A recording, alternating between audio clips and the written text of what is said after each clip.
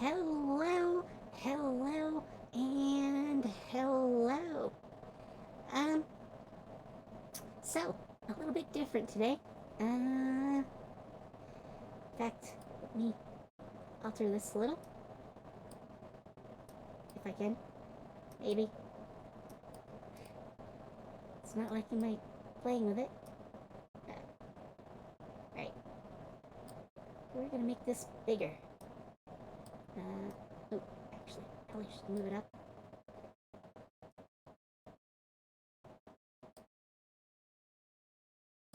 It's defying me. Alright.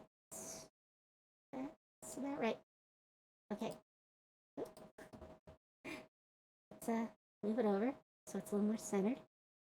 So, I have an existing campaign world that's made for Fate. So it's a high fantasy setting, and I haven't used in a while. I store all of it on the site here. Some of you may recognize that site, but today I had some ideas, and I'm thinking of moving it to 5e. So, but not normal 5e. I want to make some additions. So, we're gonna do something new. I'm gonna work in real time on creating the campaign world. Yep, I already have the new campaign here. We're gonna edit it. Can't add any images. I don't have any I can use, but we'll make it work. We'll make it work. So let's put on some music.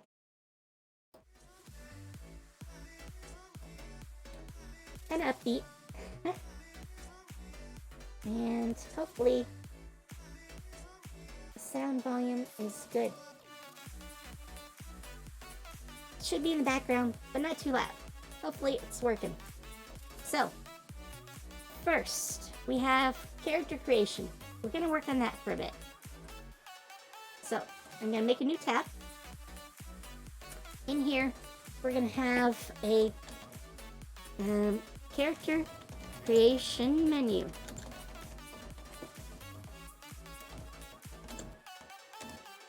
So, you guys might notice it's using. Hey, hang on 1 second.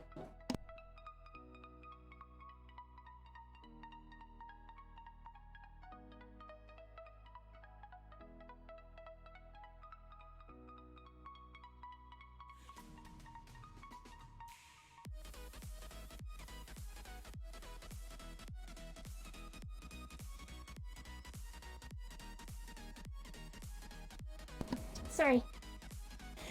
My roommate is beating on something. I thought they might be knocking on my door. So, I had to double check. You know, they could be needing me for something. Like, maybe a fire started. I don't know. You never know. Roommates are weird. But, anyways, so, there's some things we need in D&D to create a character. So, one of those is races.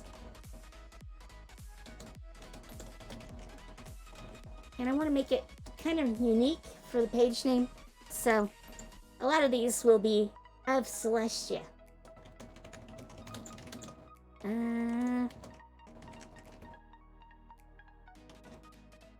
Okay. Trying to think of anything else. We have races, classes,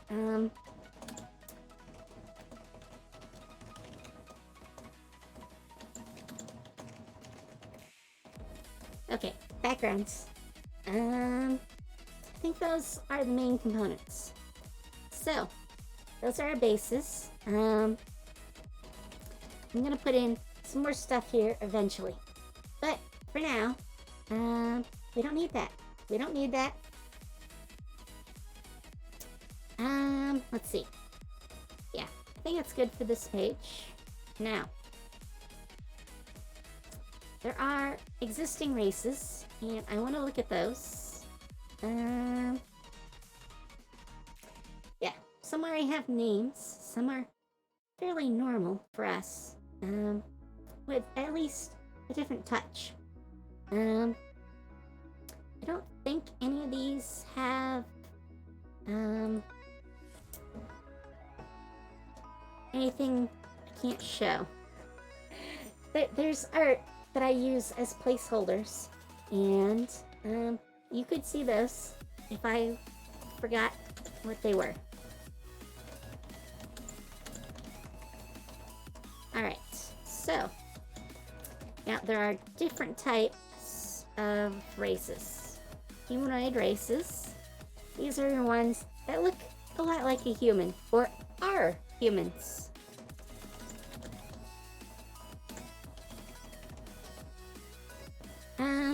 You know what? We might want to reference that, so we're gonna just call it humans. Okay, Nornan are the next category. Those are effectively dwarves. They're just not called dwarves. In fact, these dwarves have a little something in common with, like, halflings. It's kind of like a cross between a dwarf and a halfling. Yeah. So then we have elves. Oops. And I'll just totally mess up at spelling elves. You know, because that's what I'll do. Okay. Now we have some of the other races. Okay. Yeah. I'm gonna have to do more description for them. Let's see. What else is there?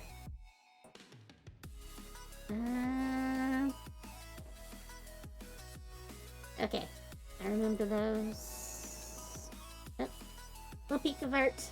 But I'm combining those with another one. So, we're not gonna worry about those right now. I might use the name, though. Yeah, I should probably use the name. But the art is no longer accurate. And they're probably called the Straits. Oops. Hey, Gamepedia! Welcome, welcome!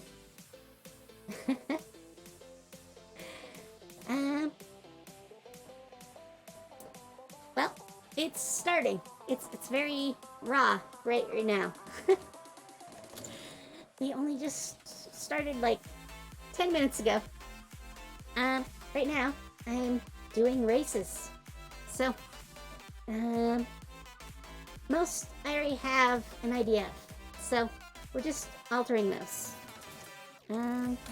So, beast races,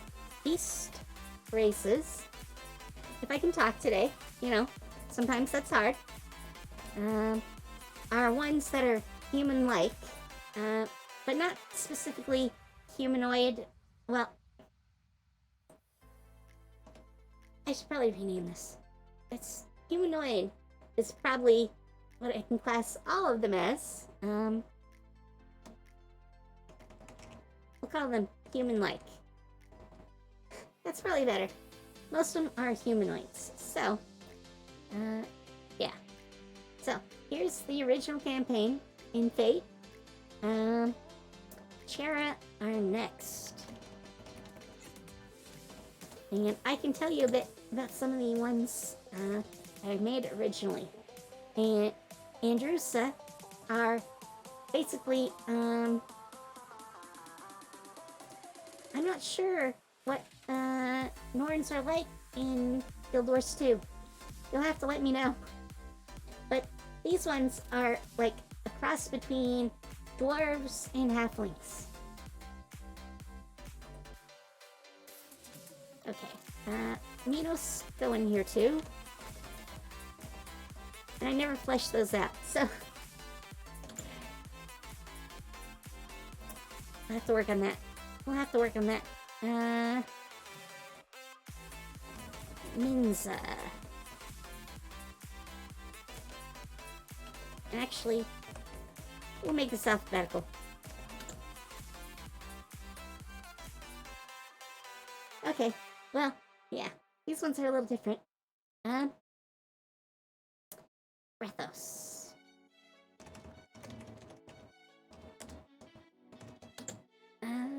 Let's see. I know what those are supposed to be, so let's add those two. Okay. I'm not sure I want to use all the others. I think for now, we're probably good. Dragonkin and Andrusa have a lot in common, so we're gonna skip those for now. But here's our initial race list.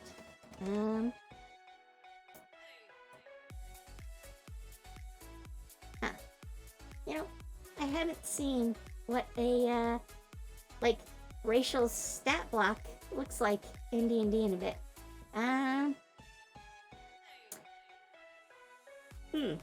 That's an interesting question. I should probably, look that up. Oddly, I do not have, I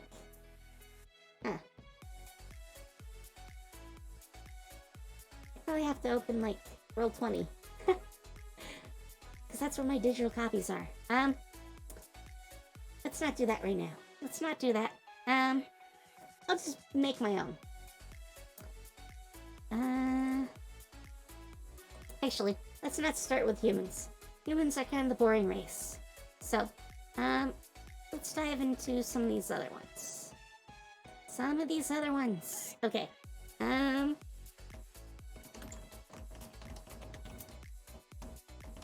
Appearance is probably something we want. And a little blurb to start. A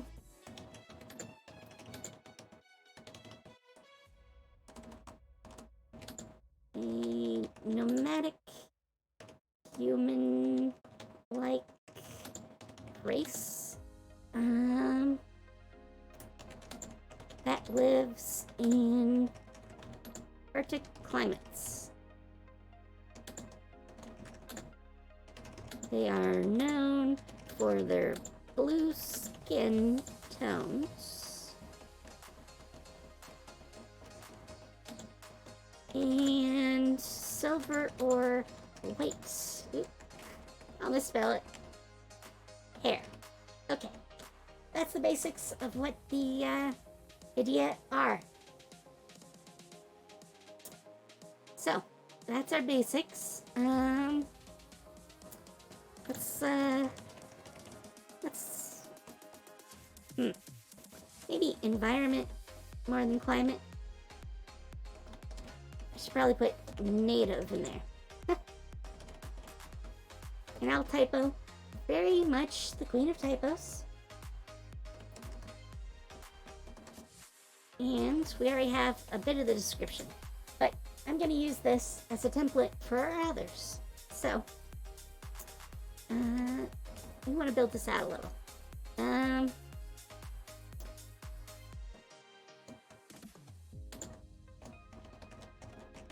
We want stat adjustments and racial abilities. You know what? I should probably pull up Roll20.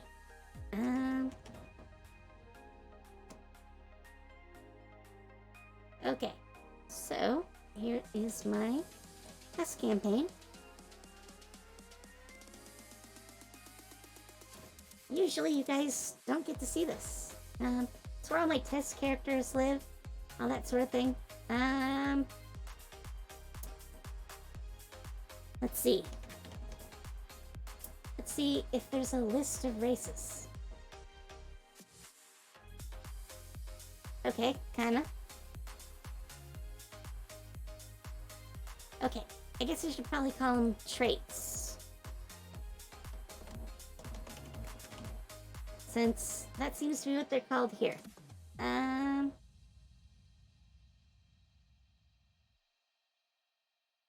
Sure. I mean,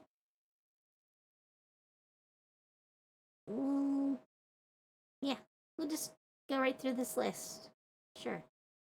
I mean, some of these are a little bit weird for our setting. But some of these are important. Alright.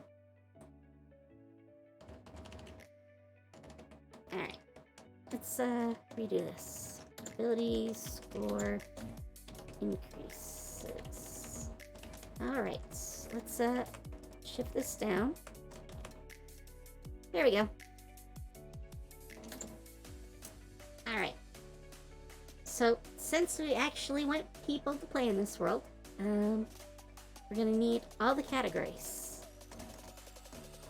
And age does not feel like the word for it. I mean, how, like longevity might be a good word. In fact, I think I will call it longevity. And we'll put in brackets age, so people know what it's supposed to be. I also don't really like putting alignment in here. I don't believe in racial alignment. And actually, alignment itself is kind of convoluted in this world. So, okay, size. For the most part, all the races are going to be medium-sized. I don't think I'm going to go out of my way to make any that aren't.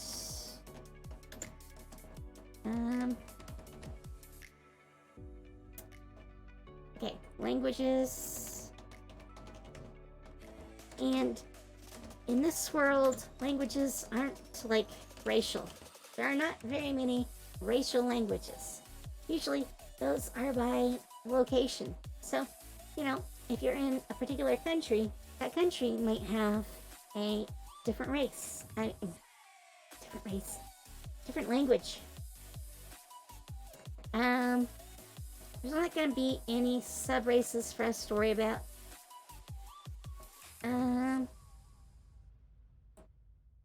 Okay, so I think that's our initial block here. So we have this sort of template, and we're just gonna save that.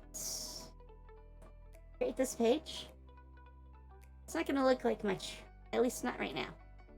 We're gonna, work on it a little more in some of the others. In fact, I think we're gonna jump to the Nornan. Okay.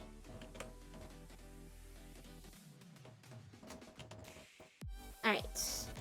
Nornan are a human-like race that is somewhat shorter than average, and I'll fix all my typos because I'm queen of typos. Okay, so somewhat shorter than average humans, and males are more stout. That's a good description. So, males are more stout.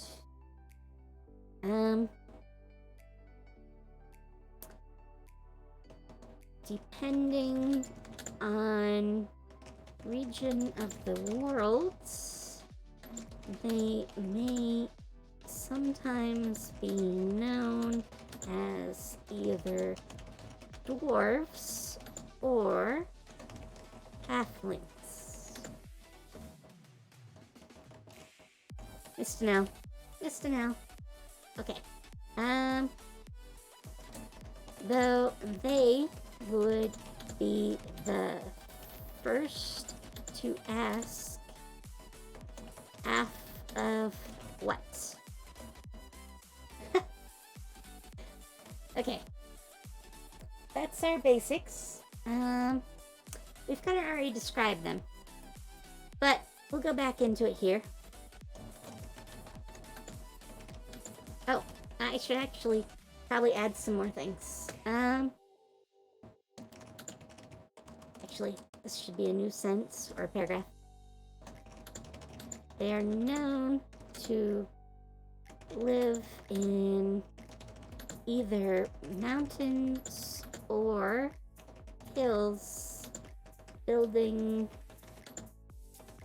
into the ground. Let's see.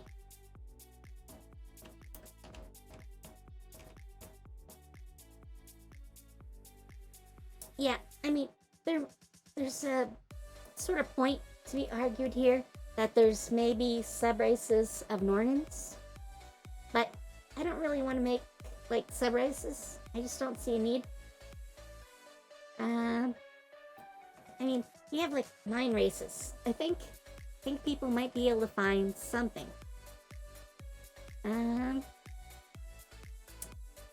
Yeah. In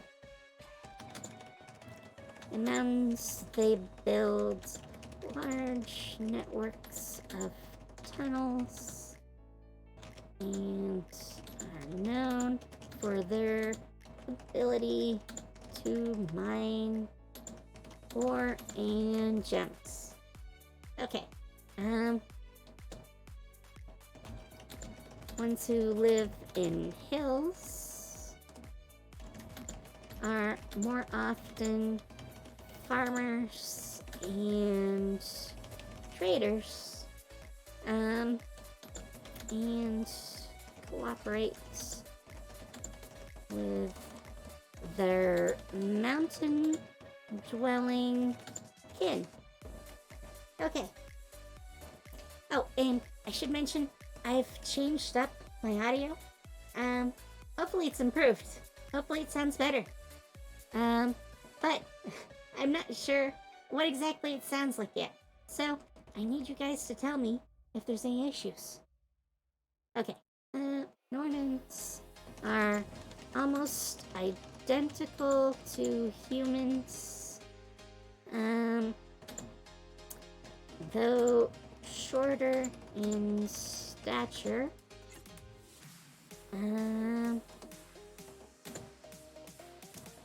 They average 4 feet in height.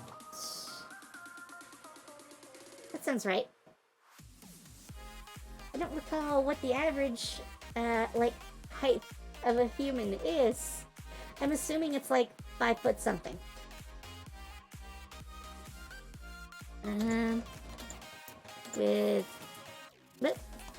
With men being taller than women. Women are also known for being less burly and stout than the men.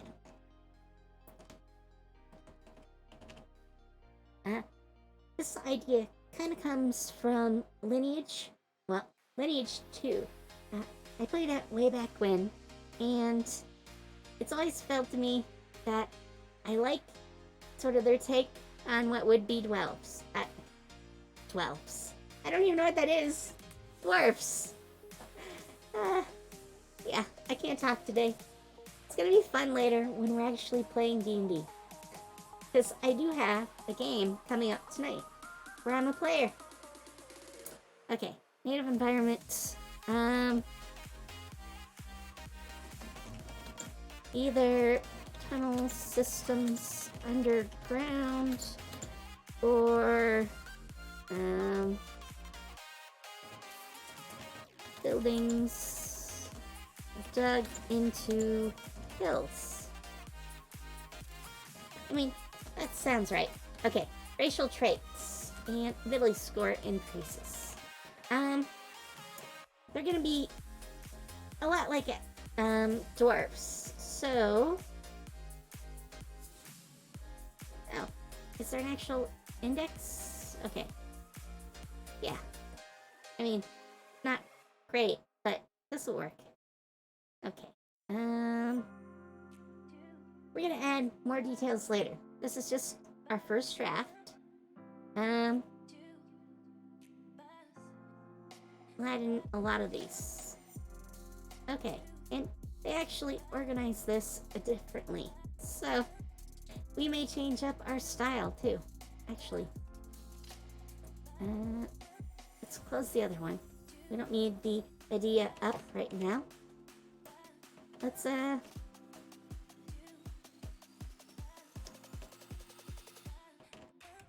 yeah, we'll have them separate still.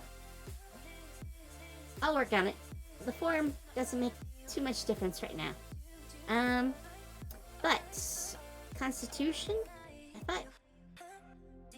Oh, there's sub races. I forgot. So that's where they get the other bonus. What is it for you guys? Wisdom. And you, strength. Okay. Alright. We also want to look at... No. There we go. That's what I wanted. What's halfling... Oh, wow. That's a lot. Okay, so... What are... Okay, your dexterity. I mean... Would it be okay to split them by gender? I mean, we've already established that gender is sort of a determiner for this race. I don't like to do that, but I mean, it's kind of fitting. I mean, in humans, there's no, like, gender, amorphisms, I believe. So, you know, a human male and a human female are basically identical, except for, like, you know, breasts and genitals, that sort of thing. But there are, you know, like, animal races which have a larger difference between genders. So I'm thinking, I mean, we could. I sort of see it, but I don't know if I want to put that in my game. So, let's cut the difference. Okay. So, for base... Actually, they're known for being a little bit stronger too. So, let's give them a breakdown that is these 3 stats. +1 boost, because usually there's like, you know, like a +4 total. Or like +3, depending on, you know, how good the race is seen. Actually, let's bring this up twice. Because I want to know what we have here.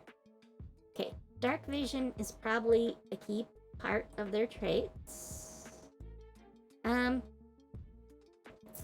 don't see them as being, like, lucky. I can see them as being brave. Brave definitely fits them. And I like the nimbleness part. I mean...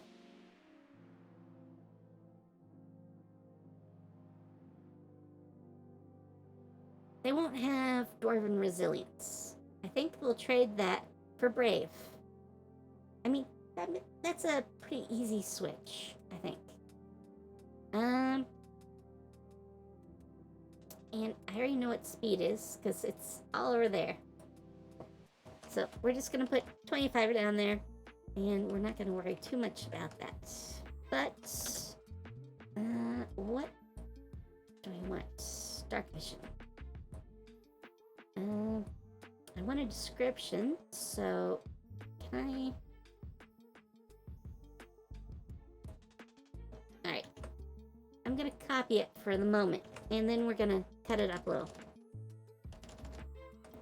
Because I don't want it exactly as they have it. I just want what it does.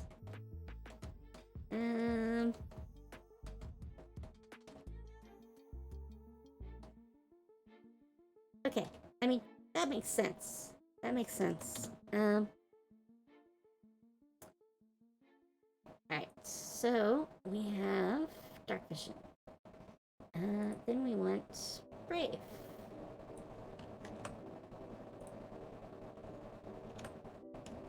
And, I mean, I could try rewording that, but I don't think it's gonna really, be something I can change too much. Alright, I don't want combat training or tool proficiency. I think that should vary a little bit more. I can see stone cutting, kind of. But I think nimbleness is going to be helpful. But it's just going to be called nimbleness and what it does. Alright, now they have 3 aspects to them. Yeah. Hey, Perplev! Thank you for this sub! Welcome, welcome! Thanks for joining this circle!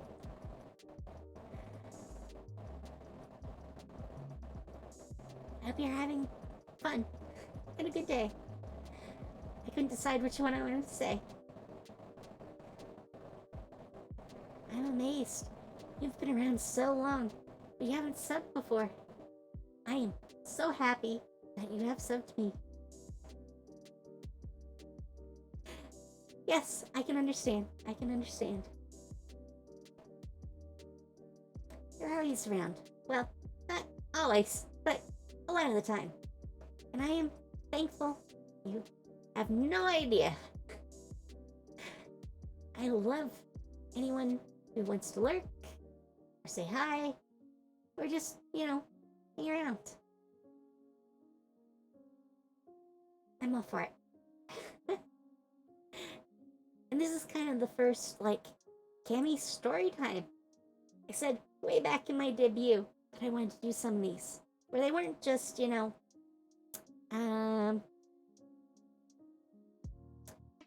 just playing games as is. I wanted to add in some other stuff. So, there's that.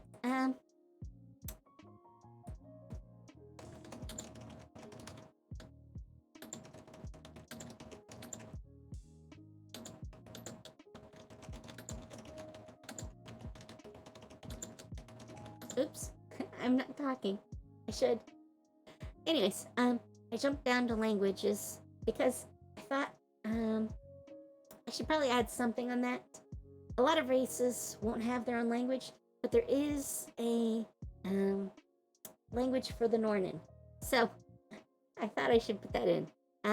So, by region, though there is an ancient Norman language, often referred to as the Nornan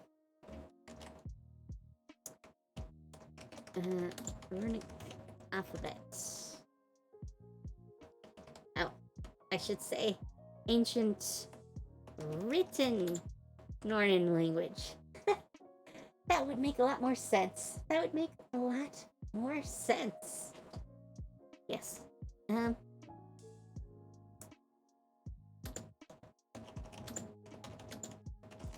There was likely a spoken form of ancient Norman, though this has been lost with time. Okay, because there are some events we'll get to talking about.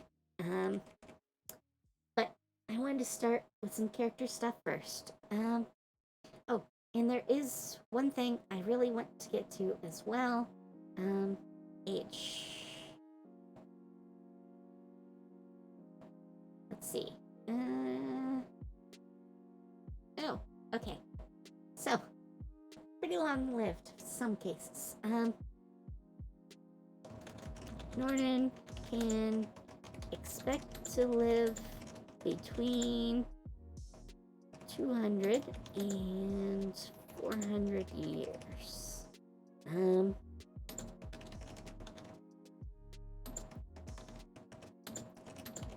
Barring injury or accident. That makes sense. That makes a lot of sense. Okay.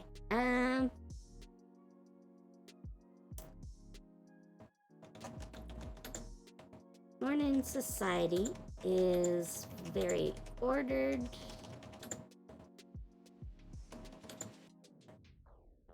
Though they have a wide spectrum of alignments. Okay, size is medium. Oh, did I misspell it? Yes, I did. I did. Okay, I can't speak, I can't type. Those are just how it is. Okay? Alright, so we have a Nornan. And I think I want to switch back to here. Because, I just thought of one of the other reasons why this is coming up now and not like some other time. So, special rules for Celestia. Okay. First special rule is about armor. So we're going to call it Armor in Celestia. That makes sense. That makes a lot of sense. Okay, so actually, let's drop these. I don't need either of those now, but let's look at armor, because that is a thing. Does it have a list? Yes, it has a list. Okay, so we're sort of rebuilding the armor system. Alright. Armor in Celestia falls under the normal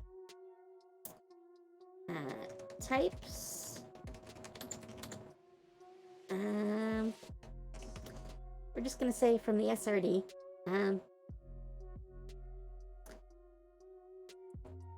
Because actually those are part of the SRD for 5e.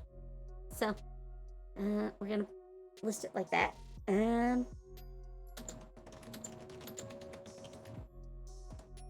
Changes to how armor works. Alright. Armor class is derived as normal. However, AC for particular armors is not quite the same as in 5e. Okay, we'll get into that in a second here, because there is AR.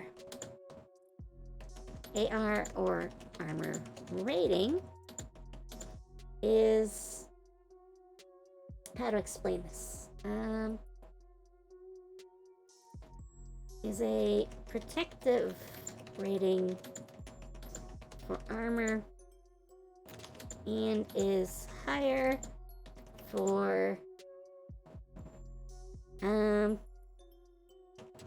heavier armor,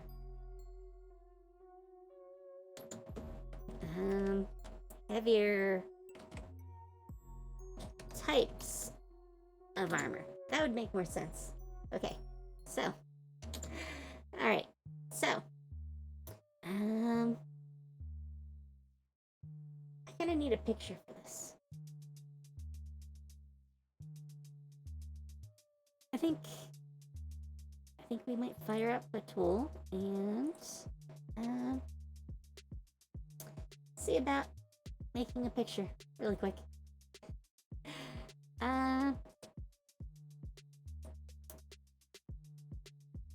This is gonna be really rough.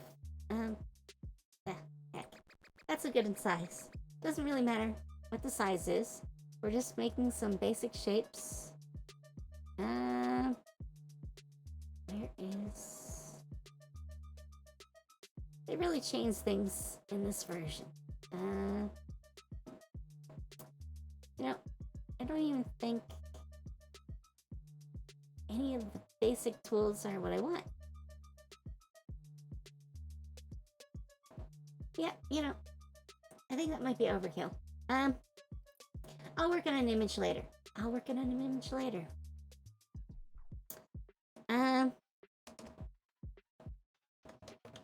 AC is the value you roll against when attacked. While AR is a upper value above AC on the same scale. Okay, now hits that fall between AC and AR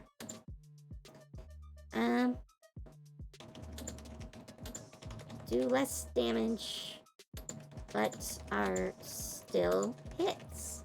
Okay, this is the basics. I kind of like this idea. I haven't quite decided how much. I mean, that's kind of key.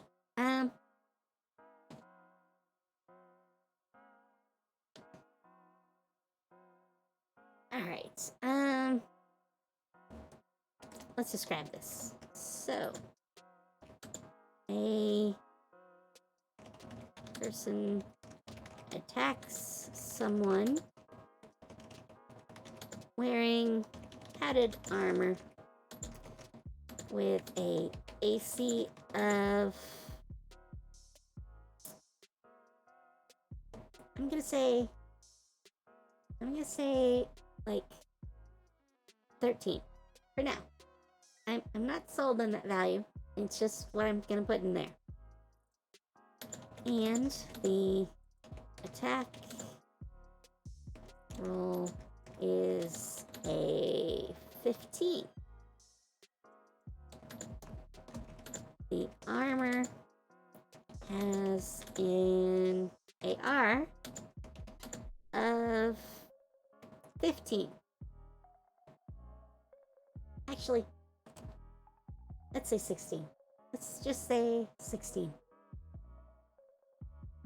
Actually, that kind of sounds high. Let's go with 15. Yeah. So, the armor has an AR of 15.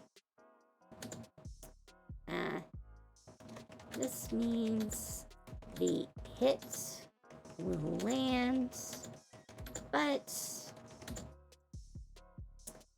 the damage is reduced by...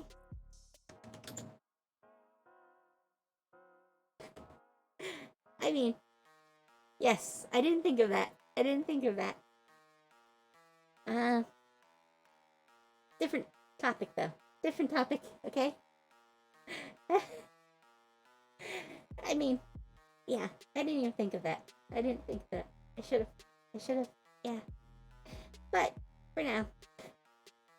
Alright, so, this means the hit will land, but the damage is reduced by the difference to AR. So, for a roll of 15, for... Oops. Okay. Alright, I need to change this. Roll of 14. Okay, that makes more sense. So a roll of 14 with an AR of 15. The damage is reduced by 1. I mean, that sounds simple.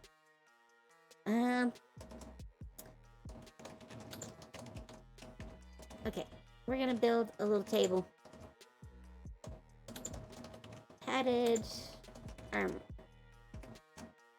I don't like the term leather armor. It's not very fitting as far as I'm concerned. And even, like, they call it stud leather, but that is such a bad term. I mean, historically, at least, there was no, like, real... I mean, there were some hard leather armors, but they were kind of exceptions. Like, even the Romans, or, like, the Greeks, they usually didn't wear, like, leather. They were a metal breastplate. So, I don't like the whole concept of, like, leather armor. And usually, studded armor was actually what we would refer to as padded. So it would be studded padded armor. And since I'm having to redo these anyways, I'm using my standards. Okay? Alright. Let's see. Okay, they have all of these as medium armors. I might change this up. Some.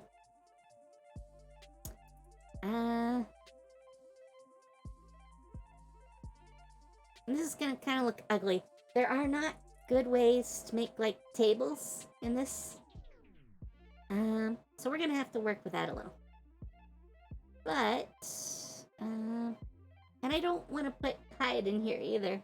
I don't believe hide would have been, oops, wrong tab, would have been a type.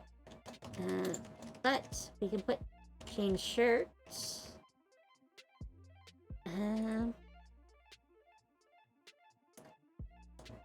Scale mail.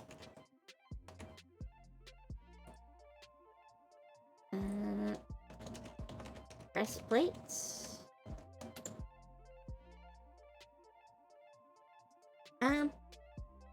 I mean, I could make, like, an actual table in another program, but, like, my normal image editing tool is, GIMP, the GNU, image manipulation program. Took me a second. And it's not really suited to, like, making a simple drawing of a table. I have a couple others, but I don't want to fire them up on the stream and play around with them too much.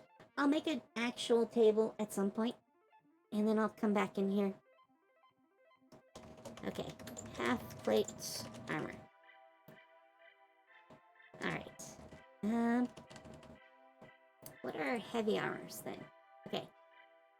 Ring, chain, splint.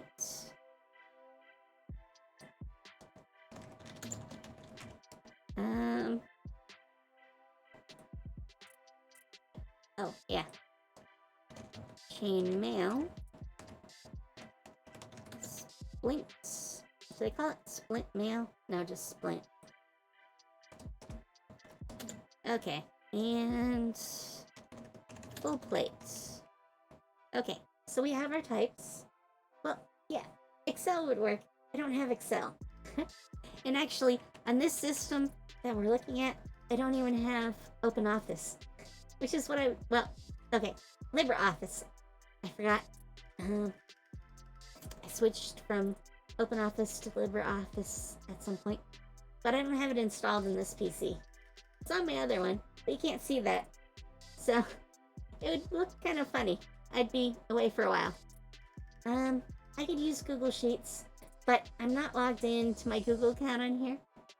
At least not that one. I have 2 accounts. Because I have a business account and I do all of my paperwork through that, and that's the one that's on here. But that's not the one I'd want to put this in. I'll do it offline and we'll update it then. But so AC and AR, and we're gonna copy these down because all of these need both values. And if I run this, it's gonna be a test campaign first.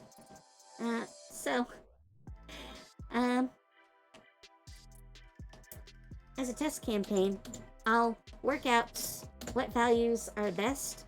I'm just gonna start with some simple values.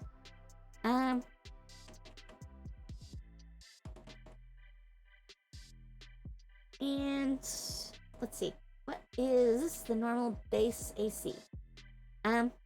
11 or 12. Okay. I mean, no, this is all crap. They have apparently never looked at real armor. I know something about the subject. I did study a lot of history. And yes, actually, there is already a version of this campaign. It's this one here. Which is already called Celestia. But this is made for Fate. So, I have to translate, and we'll do some updating as I go. I've deleted a few of the hybrid races here. I never really worked too much on them, so I'm just not going to include them for now, and we'll get back to that. Someday, I will play the Fate version, but D&D is a little bit easier to use, so we'll go with that. I do plan maybe a Pathfinder version of Celestia. I think that could be kind of fun. I haven't done a Pathfinder game in a while, so I'm not sure how that would go, but it's interesting to do. I have some other campaigns. I don't know how well this will show, but this is a list of campaigns I've made.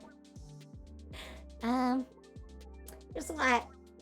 Anytime I have a good idea for a world, I end up writing up a new campaign. Most have not actually been played in, though. A few have.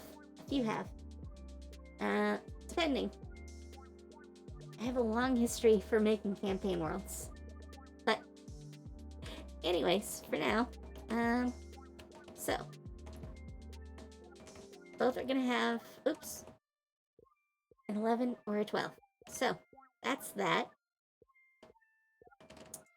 And actually, I'd like to raise that, but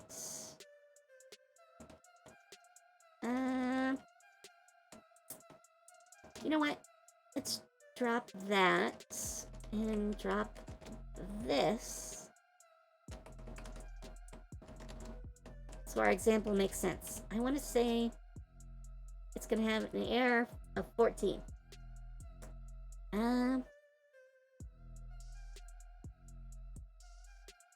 actually, I'm going to say studded armor is going to be the same. It's really weird, but padded armor is actually really effective. More for deflection, which is what these rules are sort of about. They're, the ability of the armor to absorb some damage because it's deflecting it away. But that's a mechanic that usually has not been in D&D, and I kind of want to add it back.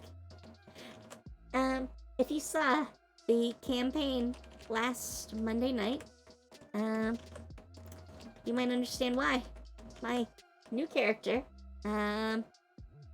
is a very tanky cleric build, a Twilight cleric as it is in D&D terms.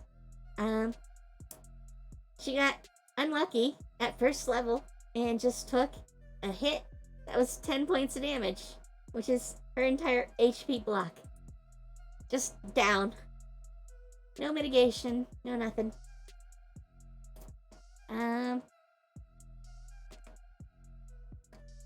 I'll maybe rewrite this a little.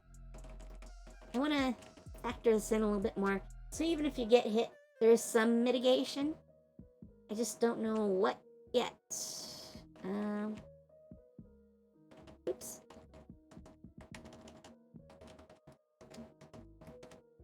The example was off. I had to fix that. Chain shirts actually don't have very good mitigation. But their AC is higher as far as the system goes. So, this is a 13. Alright. Scale mail. I'd love to add some images.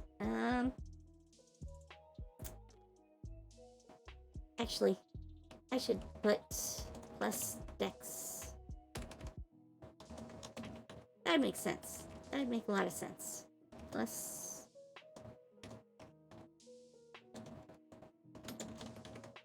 Okay. I'm gonna up what medium armor can do a little bit.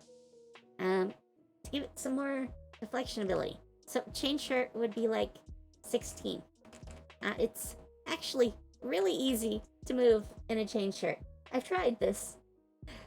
It's actually pretty easy to get, like, you know, a basic chain shirt to test out if you ever want to. I have. It pinches a lot because you need, you know, some good underlayer, which is usually, in the real world at least, padded armor. Or at least, like a thicker padded layer, which actually does most of the mitigation. So, a chain shirt is not much more than padded armor. It sounds crazy, I know, but it's true. So, mitigation is going to be very similar. Scale mail, you are 14. And you are actually very common. And you are a 2 max. I think 2 is suitable. So, chain shirt gives you the advantage of a little more AC from evasion. Alright. AR. I'm gonna say like 16 maybe. Breastplate is so weird. It's a 14 plus dex 3 max. I'm gonna say it's basically like a chain shirt. In the real world, this is very true. And there's gonna be ways, and we're gonna talk about them here in a little bit, where we get into how we can change these stats a little bit. So you can, like, adjust the materials they're made out of to increase one value or the other. Mitigation. I mean, this is the hard part. A breastplate is really just a breastplate. If they hit you in, like, the arm, there's no breastplate. I mean, it is a harder armor. And it'll take, like, a harder impact than scale mail if you hit the breastplate itself. But otherwise, it's like a chain shirt. I'm gonna call it 17 maybe? I kind of like calling it a 17. Okay, and I'm automatically gonna call half plate in AR of 18. Because it's layers of armor on top of each other. But it's not like a full suit of plate. So, good, but not great. And that's a 15. Alright, plus dex 2 max. It does need play testing. So, the first thing we would do, in the real world, yeah. My brain's into places. But, first thing we'd do is go and try this out and do some combat and see how it feels. I'm probably gonna get some people together maybe sometime later this month and play a couple of games, see how the rules work, if I can get around to finishing this. I mean, it might happen. It might not.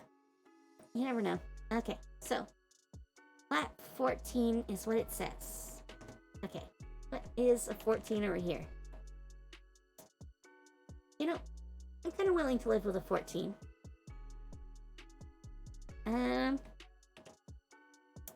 And AR is going to be a 17. So, very similar to what we've already seen. I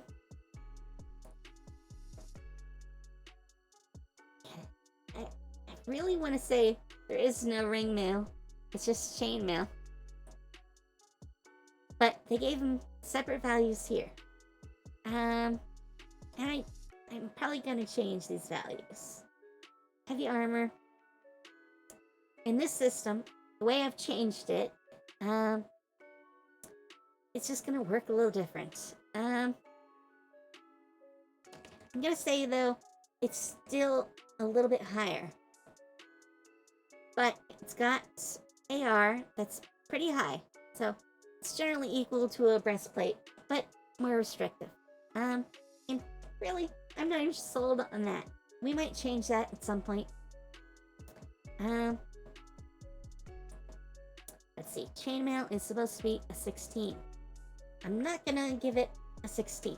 What is chain shirt? 13. Okay, chainmail and a chain shirt are very similar.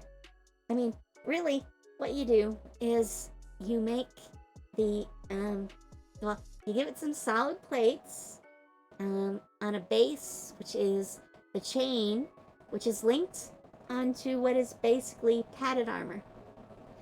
So,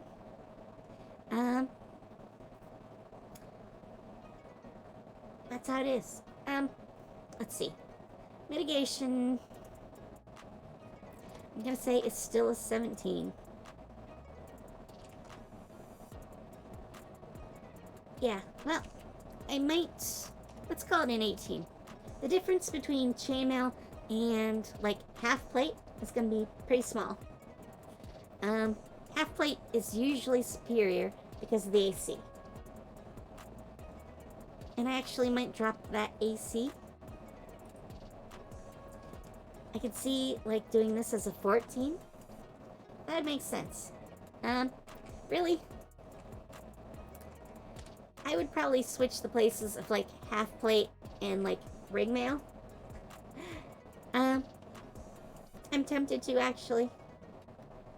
And then I would drop the dex bonus from half plate, and we'd apply it in here. Probably just above chainmail. Yeah, I think I'm gonna do that. I'm gonna do that. Alright, let's move this. Plus dex to max. And that's actually kind of reverting back to form. I mean, in the old days of D&D, you would actually have half plate being just under full plate. So, it's got, you know, a definite flavor to it that you wouldn't have otherwise. And I'm willing to go up to an 18.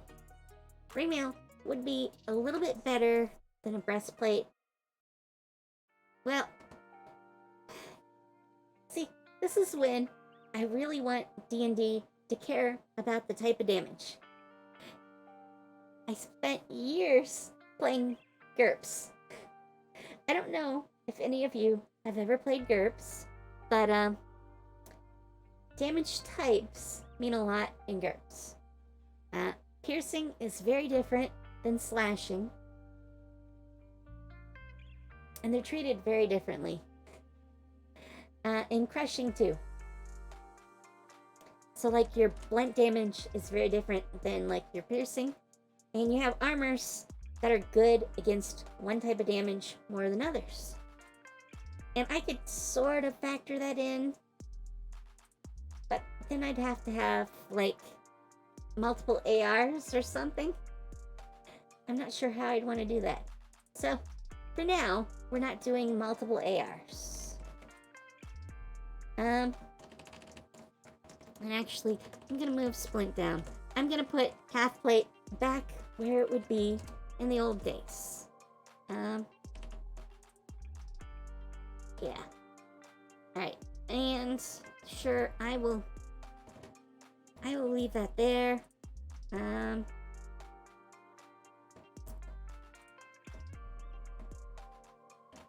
idea with heavier armor is usually that you're gonna get hit more often, but for less damage. So, that's the idea. And at least, especially like in the early game, you go from complete whiffs with like 9s and such, to,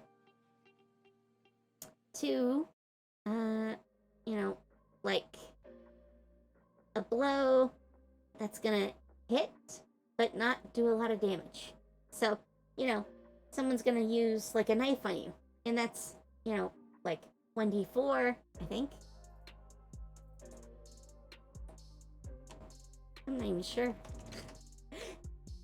I haven't used one in a long time. That is so unhelpful. Where's the damage? Where's the damage? Okay, as an item, yes, 1d4. So, it averages out to like 2 damage. This is why you don't use a knife against someone who's wearing armor. Because you're probably not gonna penetrate. In fact, you have to do a lot of work even on these armors down here. So, like padded armor, you hit them with like say a 12. But then, if you're using a knife, you gotta do more than 2 points of damage to hurt them. And if they're wearing, full plate armor, hitting them with a knife is like nothing. Nothing.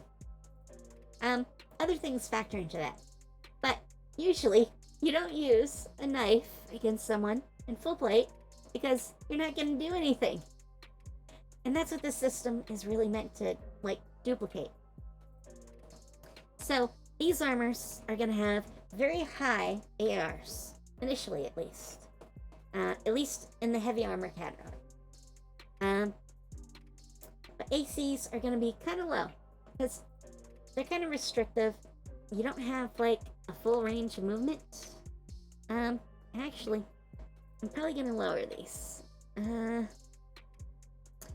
mean, they're not as restrictive as like people think, but they're not super easy to move in. I think I'm gonna make chainmail an 11. Actually, let's go a little higher. That's 6 points of mitigation. You're probably not gonna hurt someone in chainmail with a knife. I mean, it's possible. It's possible. But you'd have to be very good at it. I mean, really, the way it works in the real world is that humans are very easy to damage if you hit them in the right places. It's all about hitting us in the right places. If you do that, we're really easy to kill. It's just the way it is. So we wear armor, and then you gotta get creative. And really, most of these armors, like plate and half plate, they're more about like stopping blunt damage. Because, when you had chainmail or splint mail or ring mail or even breastplates, a sword against that is fine. But, or like, you know, a pole arm. But those aren't really great against like blunt damage. So you had a lot of blunt weapons that came in. I mean, there'd always been like staves and clubs, but you had like maces and hammers that were used in combat. And there was a reason for that. They were very effective. Chainmail, for instance, if you get hit with like a hammer and you're in chainmail, that's gonna hurt a lot. They're good against like slashing or like piercing even. And actually, that was the big difference between like earlier ringmail and chainmail. Ringmail, the rings are rather large. They're more for reinforcement against slashing damage. So you basically have padded armor, which you make rings in, and the rings would block slashing damage because, they were heavy metal. Chainmail is much finer, so could actually block like knife strikes. Like the very tip might get in, but usually, it wasn't gonna do a lot, or at least as much. And I mean, that's sort of my issue. Well, one of my issues with the way D&D works. I just want like a little more realism in my fantasy. I like fantasy though, so that's not a thing. But I'm gonna say 12. I'm gonna make them AC 12 across the board. So if someone does like a hit against someone in full plate, and gets a 13, that's 7 points of mitigation. So even a sword strike is probably not gonna get through. Unless it's a really big sword. So, great swords, they're gonna do a good bit of damage. And, I mean, that was why they were used. They were used against, the guys in full plate. Because you needed a sword like that to get through the armor. So, I feel that's pretty accurate. You could get really lucky, do like a roll of 19. And that's gonna do a lot of damage, even if you're in plate. And even if that's a dagger. So, you got really lucky, you hit a seam, and you get a good hit it. That feels right to me. So, I think that's how we're gonna start. So, here is the next part. Armor materials. So, we have some materials that are very common, in D&D even. Well, sort of common. Adamantite.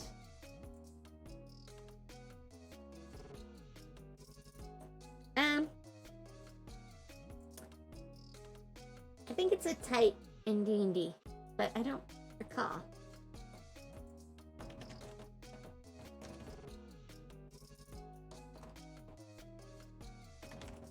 Okay, it is adamantine. But I think this is yeah, this is considered a magical armor in D&D. This is not going to be that. It's not a magical item. But they are going to affect the values. Alright, mithril is next. Very common. Let me shift around for a second.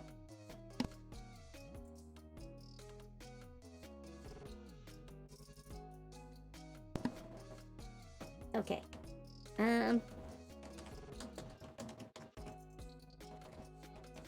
Let's give these their own pages. Because I might go and break these out.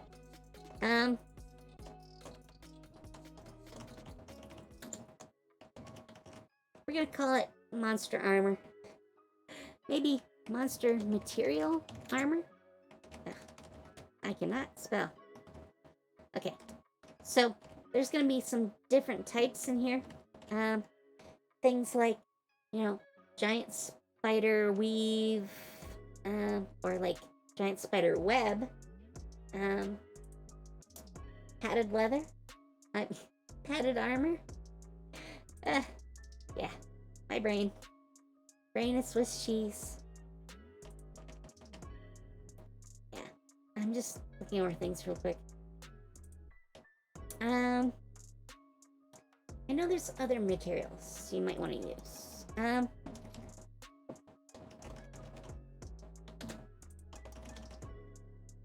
Okay, so yes, and that does say wood, wooden armor.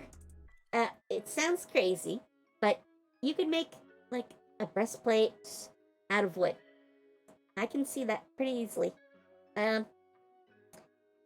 And there are some special materials in a fantasy world. And some of those woods would make good materials. So I'm including that. They're probably going to have disadvantages to them. So, you get a positive, like it's good against something in particular. And in other cases, worse. And that's going to be the case with a lot of these. I mean, adamantine and mithril are probably the two exceptions. Probably.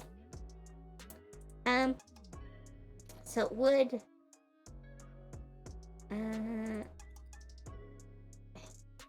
Trying to think of materials. Okay, let's go with this for now. I mean, we have a good starting spot, right? Alright. And I'm gonna need separate pages for these. Well, actually.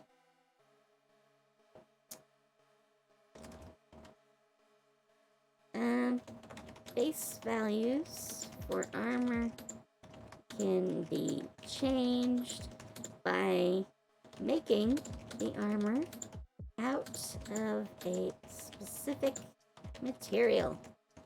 I mean, this is a little bit of a, like, Monster Hunter flavor. You can hunt down some crazy monster, like, say... I mean, the obvious example is, like, a dragon. To get dragon scales and use that to make armor. Because that's already in the game. It's considered a magic armor. And, I want to say... Well, let's just look it up.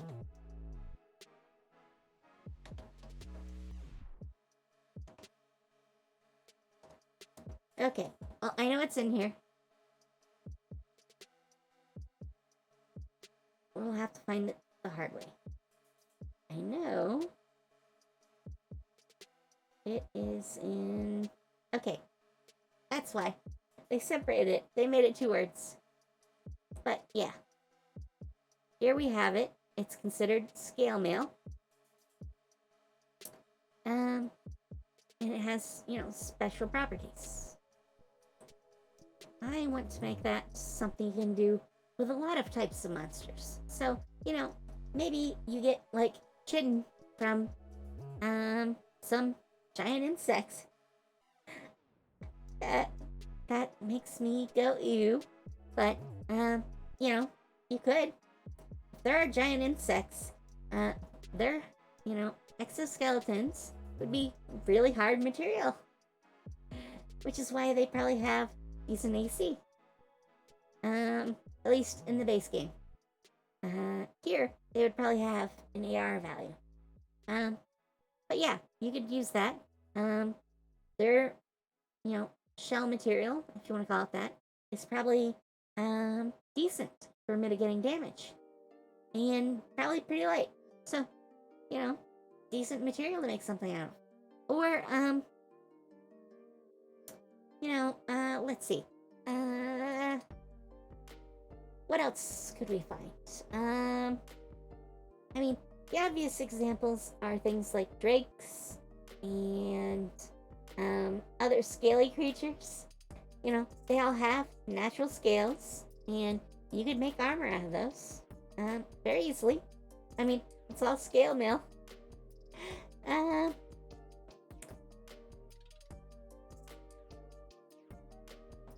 let's write in some here. Each material will have its own values, advantages, and disadvantages. So, maybe that bug, you want his exoskeleton for your armor because he's got acid resistance. So, maybe that carries through for the armor. I don't see why not.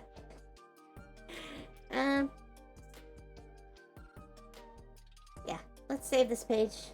So we got our description and our base values.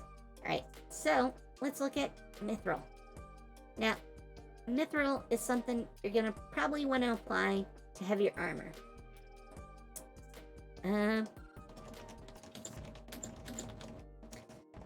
Armor made of mithril, which is very hard but incredibly light, is often as durable as normal armor.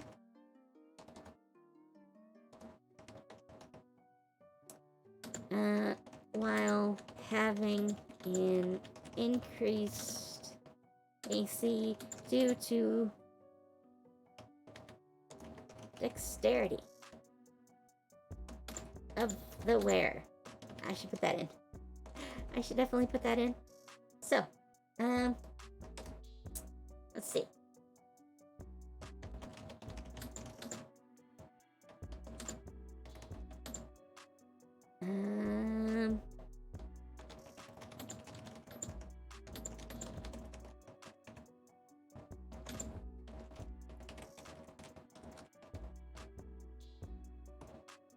Okay.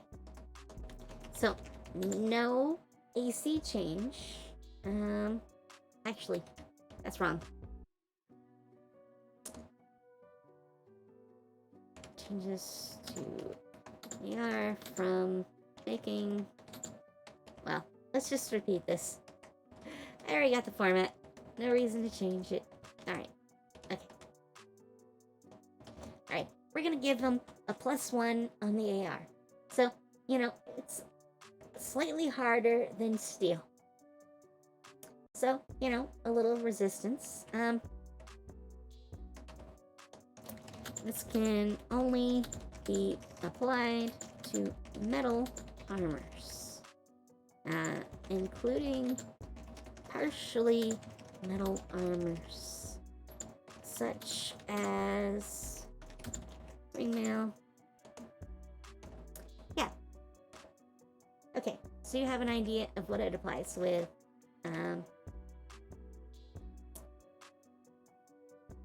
0. But it increases maximum dexterity bonus by... What do you think? 2? 2 would be awfully big for most of these. Looking back over here, this is already a max of 3. It takes an 18 to have a 4 for your bonus. So, if you made a chain shirt out of mithril, this would be now a 15 for AR, and you could have a max of 5. So, you could have a 20 for your dexterity and still get the full benefit. And your your AC would be 13 plus 5, so 18. Wow, okay. I have to build something into the rules for dealing with a high evasion with lower AR. I'll have to work on that. Because that's only really an issue in the lower armors. And even these are not going to ever get that high. I mean, light armor is just too limited. There's only 2 types in here. In fact, I'd kind of move chain shirt into light armors. I mean, these are all 14 for their AC. It's like medium armor is just 14. It's only 14. With breastplate being a little advantage because max dex. And if that was made out of mithril, that would be a really good armor. Yeah, chain shirt, I kind of want to change. But we're not going to do that now. I'm not going to worry about that right now. Okay, but medium armor, I definitely need to work on. Yeah. I mean, our examples are good. Scale mail was really common. Ring mail, very common. Breastplates, also common.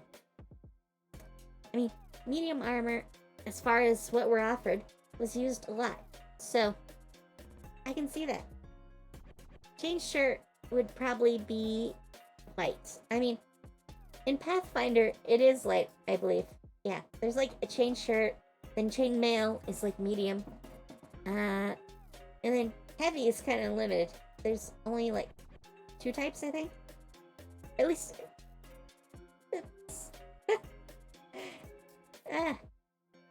Kind of burped. Sorry. Okay. Anyways, yeah, I think there's like 2 types of heavy armor in Pathfinder. At least first edition Pathfinder. I haven't played enough seconds. But you never know. I think right now, though, I like this.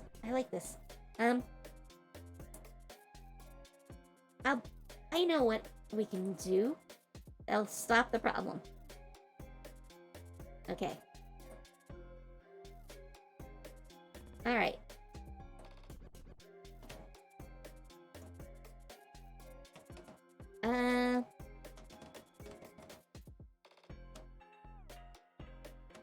Between base AC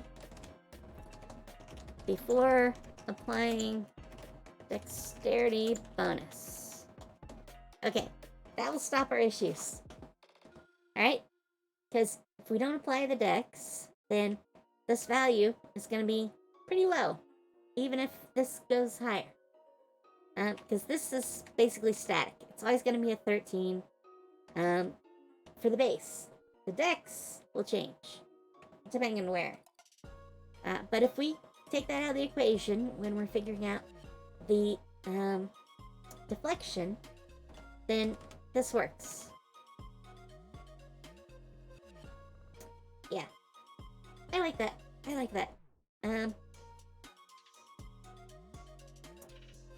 Alright. Let's go and save this again. Now that we fixed our problem. I like this. So, we have one example. Actually, should have kept that up. Let's save that. There we go. Alright. Adamantine. Adamantine is going to be big, I think, for changing these values. Alright, and let's put this in here again. I'm gonna need that note. So let's drop over here. Alright, so. Alright.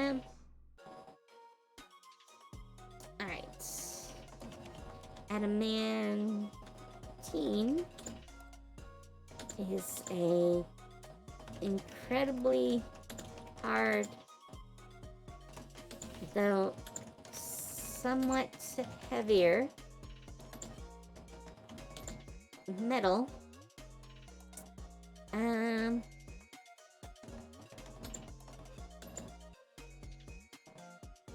That is well suited to making most forms of metal armor. Okay, obviously, can only be applied to metal armors. Has no change. That actually might not be true. If the armor has a max dexterity bonus, Uh, reduce the bonus by 1. Okay, so this really only affects medium armors. But as long as this is enough of an increase, that shouldn't matter. Um, so, you know, let's make it a 2, just for now. So, let's look at this. This would mean full plate would have an AR of 22. AC remains unchanged because there's no difference. But now you have 10 points of deflection. 10! So, you need quite the hit to actually get through that. Of course, since, the value of the deflection is based on how accurate the hit is, the better the roll was, the more damage they can inflict. So, that doesn't rule out like a sword in general, or even a dagger if they can just hit high enough. But that means if you're wielding a dagger and you want to cause damage, you have to get above a 22 on your hit roll to actually do full damage. And if you're not doing full damage, you're probably doing like none. And I think it would be probably fair to rule that if it's on the deflection value and you didn't overcome the AR, you probably can't do like sneak attack damage. Well, to give you an example, let's go back here. There should be a weapons list. Weapons. Conveniently, weapons. So 1d4, 1d8, 1d6, 1d12, 2d6, 1d10, 1d12. So you can see there are some usually very large weapons that can do like more than 8 points max.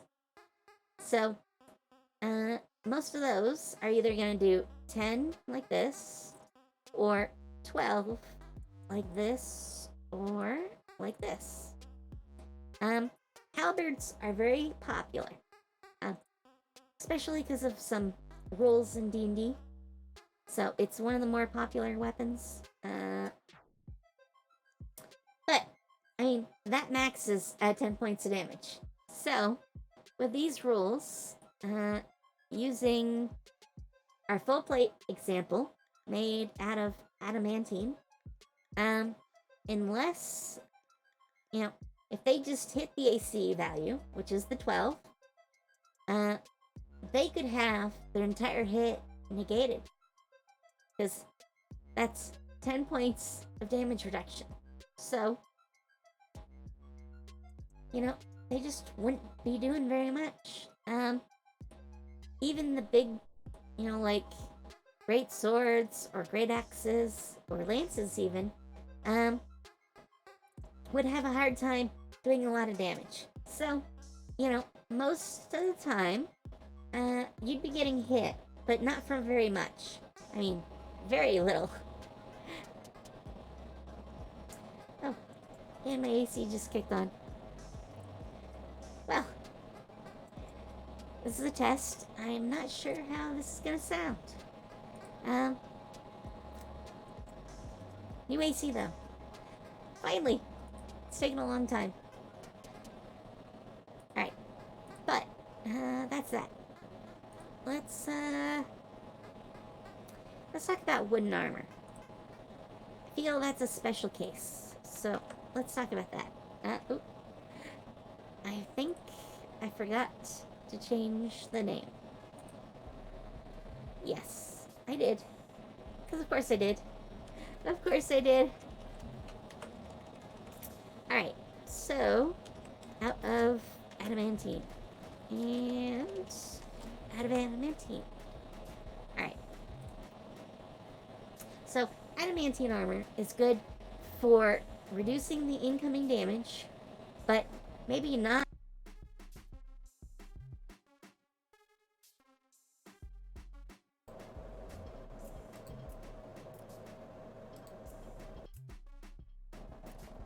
Okay, okay, my audio cut out. Uh, oh well, it was due to happen. It was due to happen. But anyways, so adamantine armor is not so good for your AC, so you get hit more often, slightly. I mean, that's only, a reduction to your max dexterity bonus. So you're gonna take more hits that do smaller amounts of damage, which feels good. I mean, it's a trade-off, definitely. Okay. Alright. To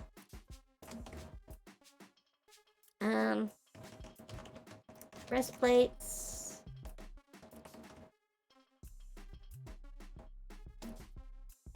Oops. Okay. Breastplates. Splint mail. Or splint armor.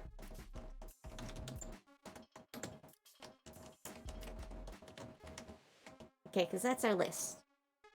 This is what can be made out of wood. Possibly scale mail?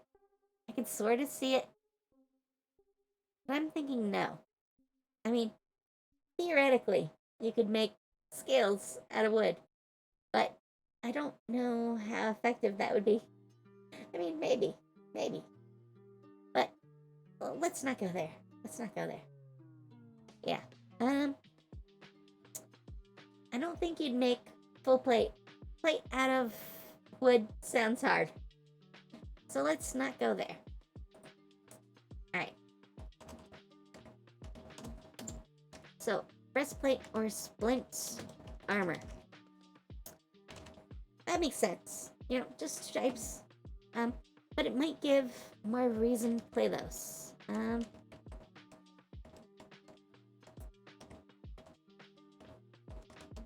Okay. So, I'm gonna zero these out.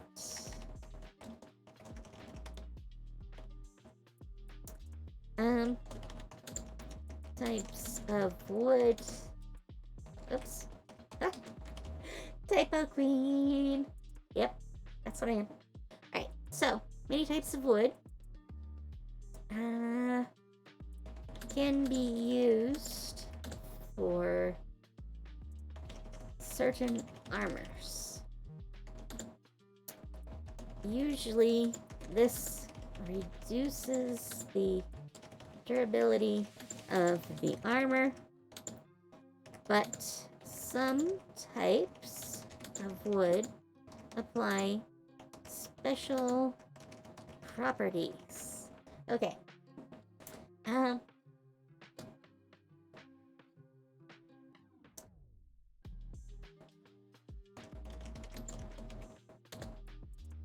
Okay. So usually I'm torn. I want to say magic damage that is like force in other types is not gonna deflect like the rest of the damage with this new armor system. So, that kind of, the tank armor is gonna be easier hit with a magic spell for at least some damage. And it won't be reduced by the armor. At least, not much. I wouldn't see. I wouldn't think. I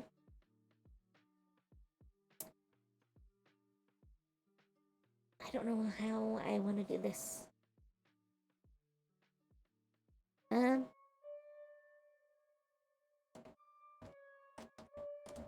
Okay. Now, those apply to all types. And then I think we're gonna do specific types of wood.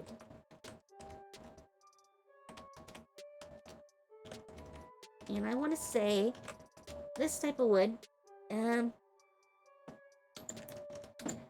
is good against magic attacks. So, you might wear, like a breastplate made out of silver oak, because, say, it naturally absorbs or deflects magic energy. So, for now, I'm saying double, but I'll probably change that. It will probably not stay double.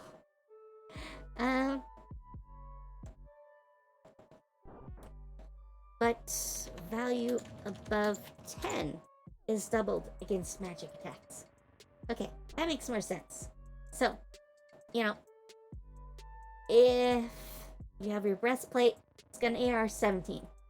So, the AR 17 means 7 points. You double that, and that makes it 24. If you have an AR of 24 against, like, a firebolt spell, let's look up the firebolt spell. What? Is it 2 words?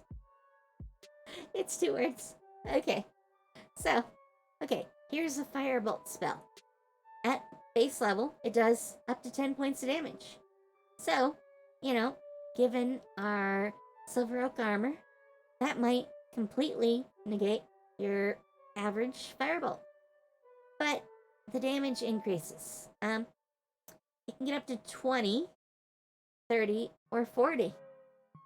So, we're looking at, like, really hard values for really basic spells. And this is just an attack roll. So, this is the same thing as someone swinging a sword. And, it takes an action, but you can actually, like, twin spell cantrips like this, and you can use cantrips indefinitely. So, you can just throw 1 firebolt per turn, and you can do a lot of damage, especially at higher levels. Most games, you probably won't get up to, like, level 11 or 17. 17's almost unheard of. I don't know many people that play games up into 17. It's very rare. It's usually, like, maybe 14. You might get up to 14. Those are, like, usually epic campaigns.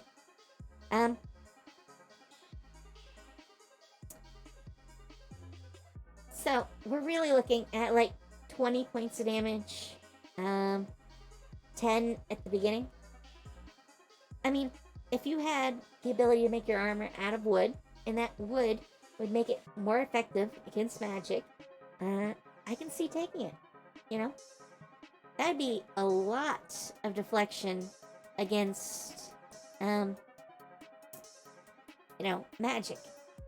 What's the other one? Splint. So 19, 28. Wow. That would be an awful lot. Very solid choices against deflecting magic. Even like a fireball. Let's look up a fireball. Alright. So, basic fireball. We're looking at 8d6.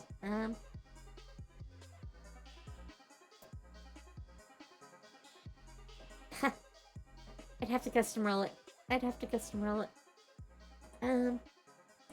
So, R. 8d6. Give me a roll. So, 28 points of damage on just a random roll. That split armor, which you probably might not use any other time, you make it out of silver oak, and then you can take a fireball if you need to. It's not great for, like, other armor situations. AC 12, AR 19, not huge, but very useful situationally. I'd expect a lot of, like mage hunters and people planning to go up against mages wearing this. I think that's fair. obviously, we need playtesting. I mean, that's sort of the whole thing. You create some ideas, you get a campaign going, and you test them out. That's sort of the whole thing. I want to put some other categories in here. So I'm going to put a hold on that thought. So we've talked about armor for a good while. I think, actually, did I? Okay.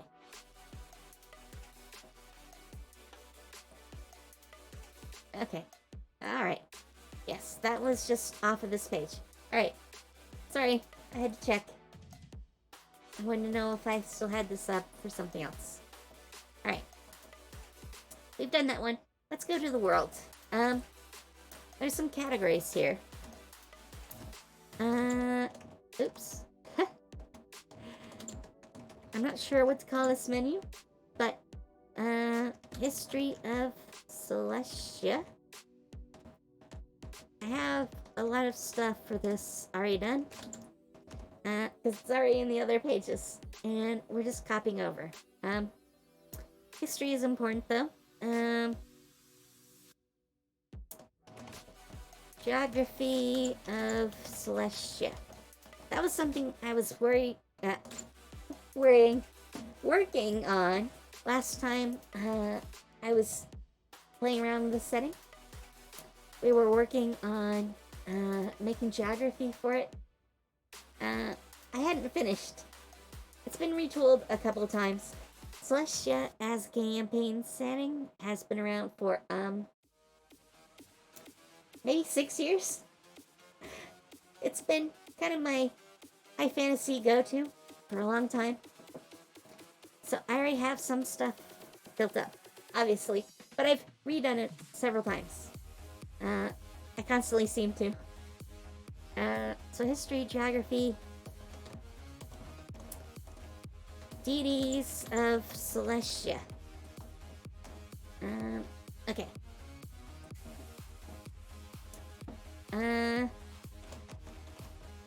We're just gonna call it a menu. At least for now.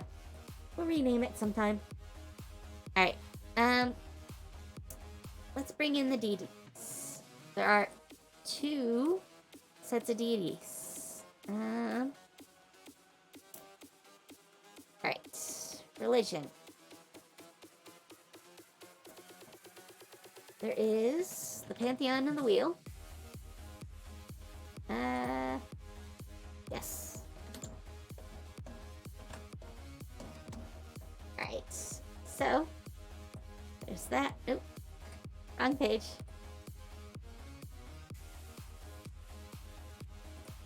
Alright. I'm just gonna take both. Alright. We're gonna take all of these. I'm gonna alter them, but for the most part,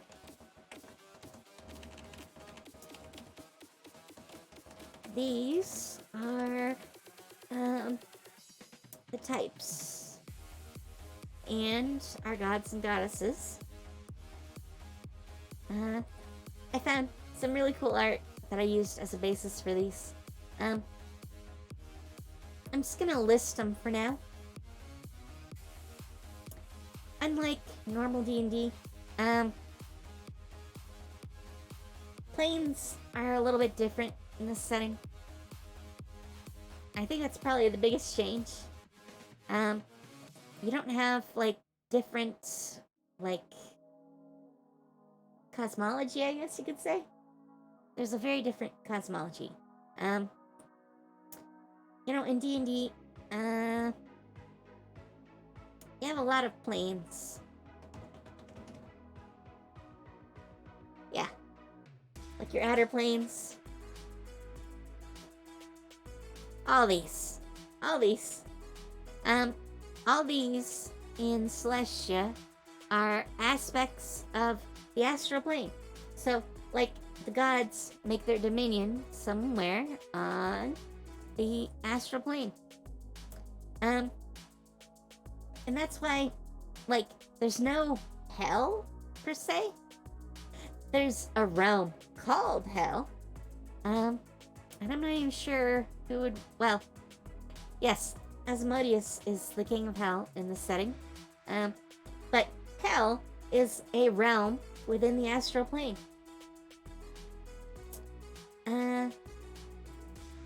Yeah, I'll have to work on that more. But I'll do this on my own. I want to put this in though. There's two bodies. They, I don't want to call them good, but the gods and goddesses who have a desire to let humanity and the other races live as they choose are the Pantheon and the Wheel. They get their name from the fact that reincarnation is an aspect of all those religions.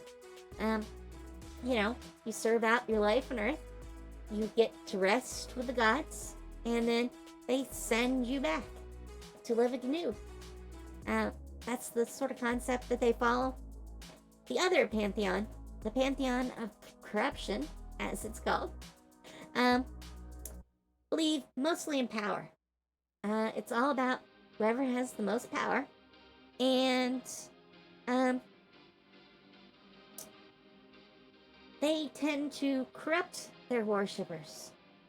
So, like a human worshipper of, say, Kessa, the Lady of Decay, they often become undead. And there are actually rules in Celestia. I started working on them, and I'll implement them here. In fact, I can pull a little stronger from the original sources. Because getting them, like, rules for changing your character like that into Fate are more complex than they are for D&D. D&D is kind of easy about that sort of stuff. But, yeah. They try to corrupt you, and transformation is a common aspect of the Pantheon of Corruption. Hence the name. So, Zishu, the Spider Queen, might want to turn you into some sort of spider creature. And, you might take her up on that if you actually believe in her concepts. Probably not good for you to do, but, people do it. People do it. I mean, there's cultists and all sorts of stuff. So, you have that. You have other powers, too. They're not really gods, and they're not in quite the same power range. But, here, there are, things like dragons, demons, which are any being from beyond the, reality. So, like, if someone came from an alternate reality, they'd be a demon in the setting. That's pretty much all it requires. There's shadow beings. I need to establish more about those. And Fae. Fae live in the astral plane. And they, well, I'll need to write up some more history. But they manipulate reality and are focused on illusion. Yeah, there was a bit of an issue with those very long ago, and we'll probably get into that when we talk more about races. Let's see, is there anything else I need? There is a special bestiary. I will need to add that in, actually, at some point. Wrong page. Yes, this one. Alright.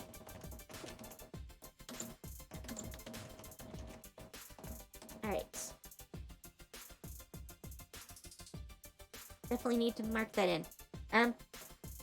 Celestia has, like, a lot of creatures that I developed just for it. I'll work on that a little bit. You can sort of see it over here. They're split into categories by types. There are actually, like, proto-birds that are still around. bird-like creatures, birds, some really big birds,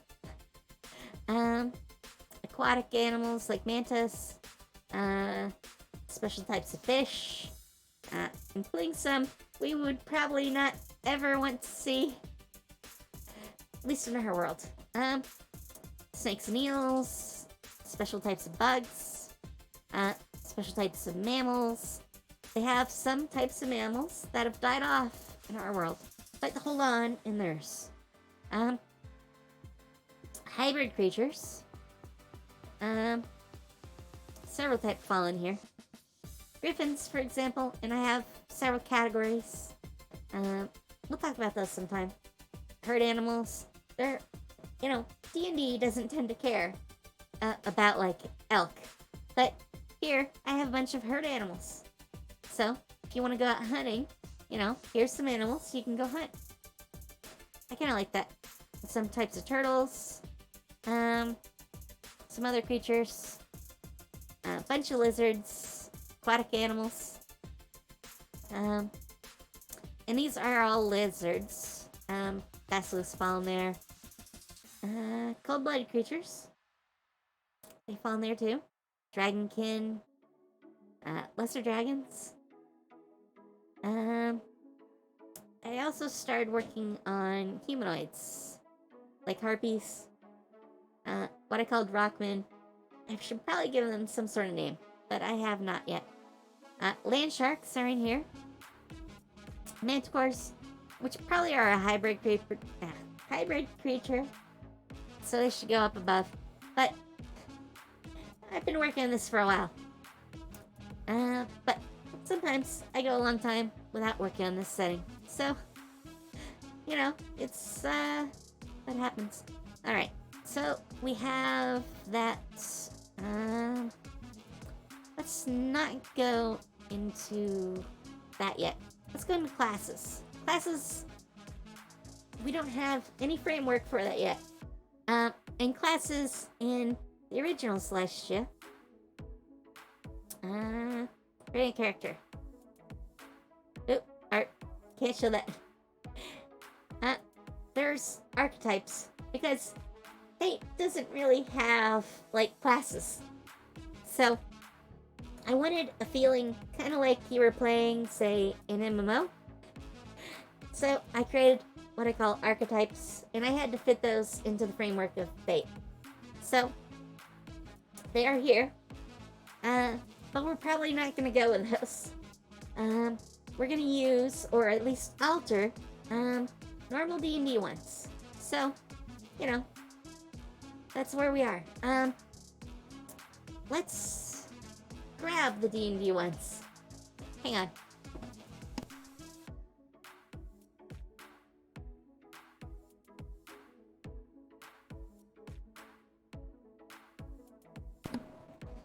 Okay. Sometimes I'm just sitting down too long. Alright. Need to shift around. But this is an old chair. I don't think you want to listen to me. Oh, that's not helpful.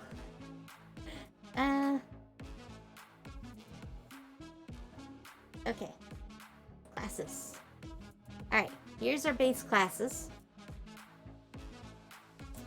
Let's grab all these and put them in here. Alright. We're gonna split them up.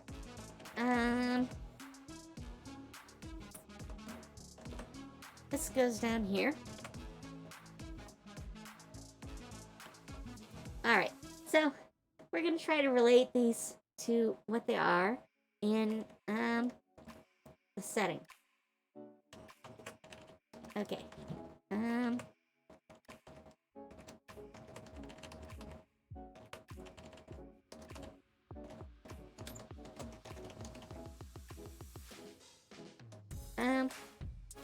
Yeah, let's call them fighters.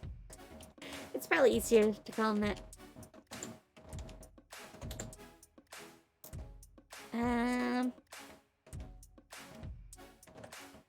Wow. Okay. Things that are not fighters. I mean, this looks like quite the list.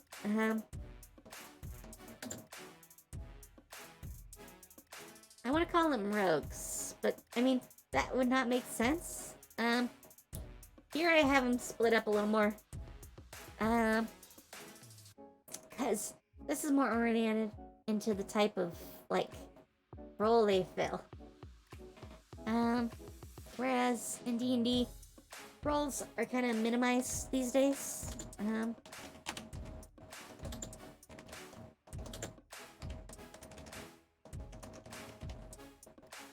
Actually, let's call these hybrids. Because a rogue is not really a fighter. At least not in this context. So... Alright. We have our base types.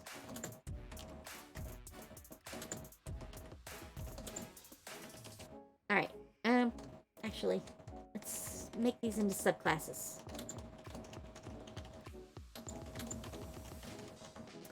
Alright. Actually, you are probably... Alright, see? This is where it gets complex. Oops. Alright. I thought I got rid of most of it, but once in a while, there's some concept art that I have in here. Yeah, I mean, any spiritual aspect is pretty much what they have. At least in Celestia. So that fits clerics, druids, and warlocks pretty well. The others are all actually probably sorcerers as far as Celestia is concerned. I mean, Summoner is a sort of hybrid role, and I don't think it works in D&D. So, we're just gonna call them sorcerers. In Celestia, they don't really care what sorcerer power is. It's all about, having that power and the type of it you have. And I know warlocks kind of skirt the lines, but for Celestia, I see them more as mystics. And in Celestia, there probably are gonna be some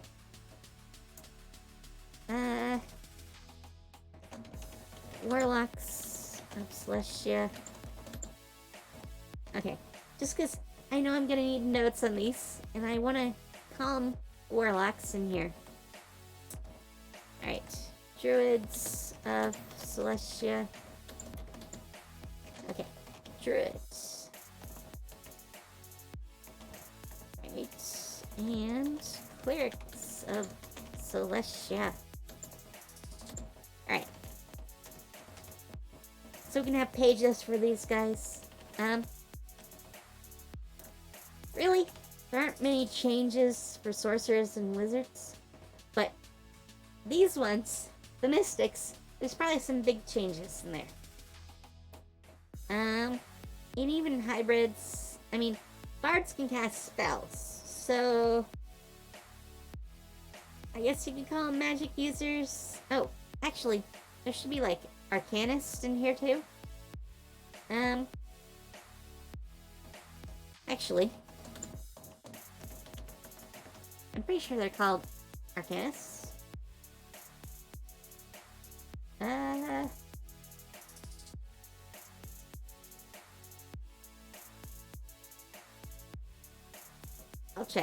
I'll check. Just make sure. No. What are they called? I have some. I have created them. Alright, let's see. Artificers. That's it. Sorry. My brain. Swiss cheese.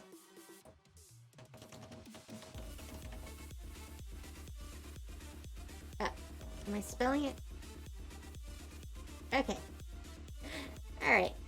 I had to make sure I'm spelling it correct. Alright. even class them as. I'm not sure. They're probably a hybrid as far as these go. I mean, they kind of go with summoner.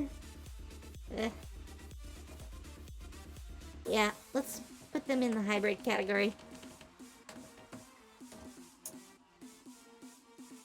I mean, Celestia has a lot of artificers. They're just not called that. It's one of the weird things when converting it to D&D. I'm gonna include all the classes though. I don't see any reason to skip any. Yeah. Subclasses, are probably gonna change. But for like a test run, I can easily see us, using the normal ones. That sounds perfectly okay. Alright. Some big changes here, though. Clerics in Celestia do not gain spells from their deity of choice. Oop. Huh.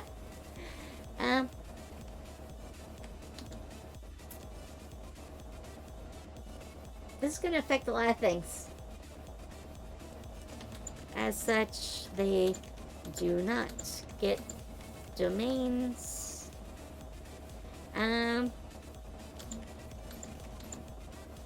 Do have subclasses based on their deity choices. Okay, so, oops, misspelled. So, say we have my own goddess who is in here.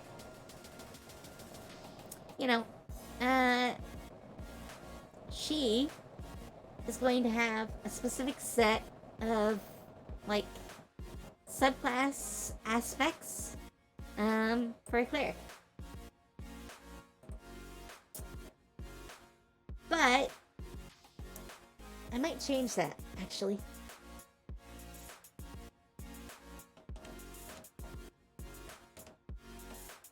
They are much more like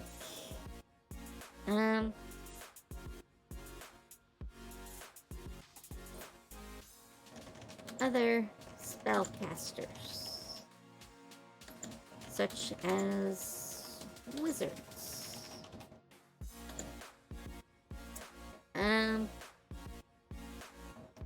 They cannot channel divinity, but they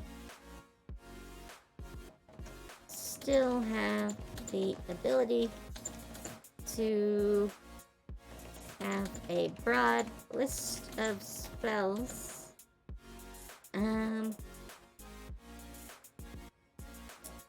They can make use of. Yeah, basically, their spellcasting is going to be a lot like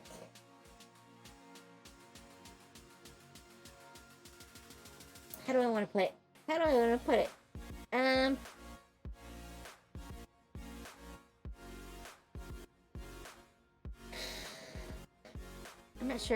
not sure what to call it. Basically, they still get, like, same ability to, like, switch out spells without using a spell book. So in that case, they're a little more like sorcerers. But their focus and their set of spells are very different because they're still the cleric spell list. But they don't get, like, channel divinity powers. I'll come back to that more. But to start, I mean, we've gone for like 2 hours so far talking about various aspects. Druids are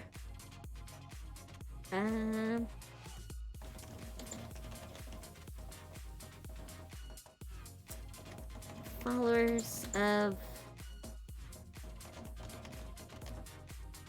I can't even spell her name. No! I think that's right.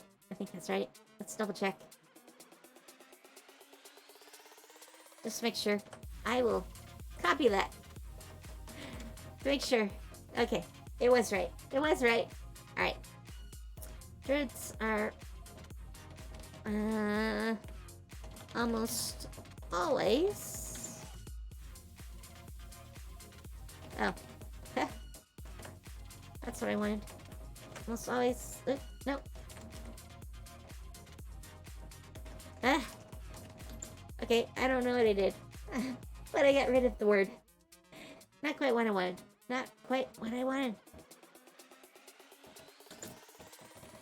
And retain most of their abilities unchanged. Okay, so Lavana,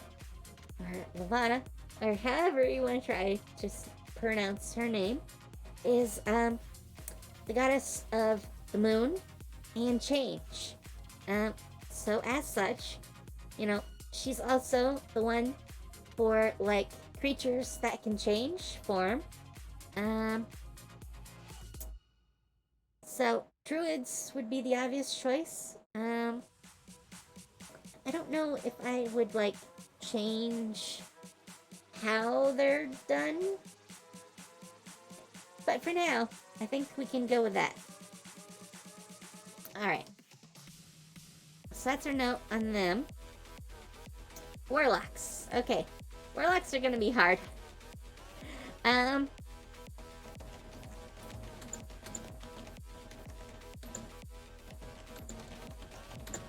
Okay. Warlocks of Celestia make pacts with various entities that may or may not be deities. In fact, most will gain... Okay, let me reword it. Most will already have magical potential,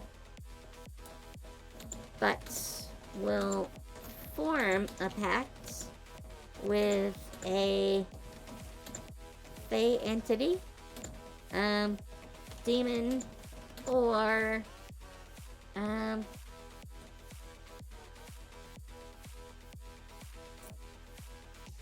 guess other creature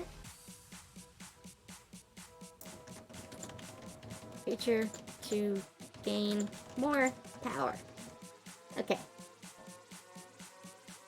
Usually they don't have the full magical potential. Let's actually say that. Usually they lack the ability to work the most powerful forms of magic. And so seek power from other sources. Okay, that makes sense. And we'll have to get into like new subclasses. Some will probably be pretty unaffected. I mean, so like, let's see, Warlock.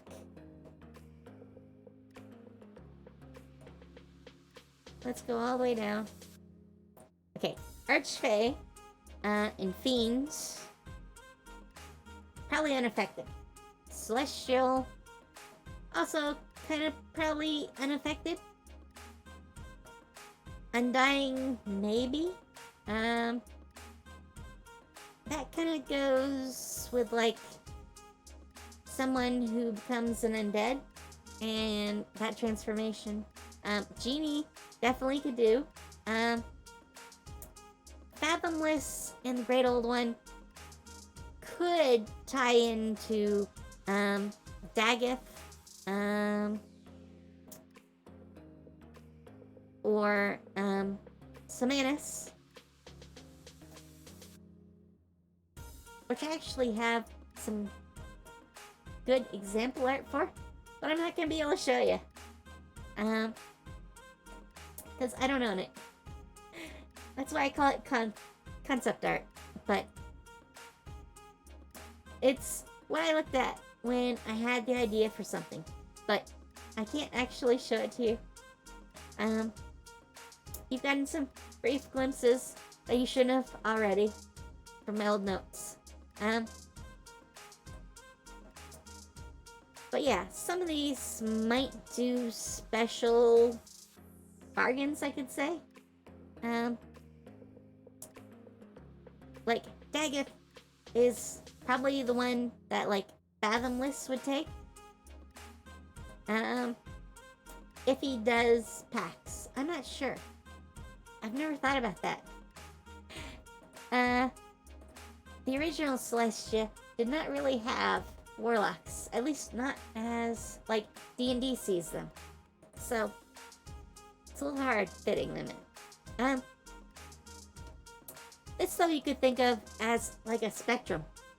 So you have fighters who are adept at combat, hybrids which fall in the middle and sometimes have like magical abilities, and then you have magic users. And those are like our types or sections of classes.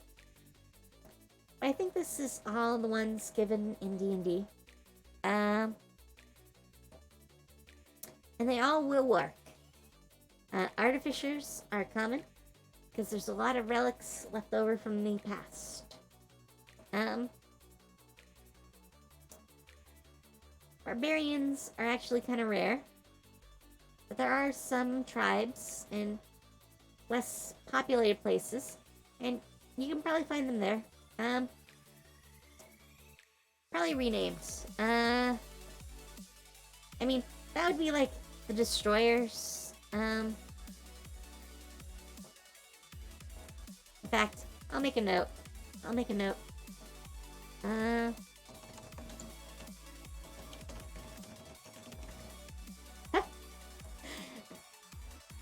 Alright.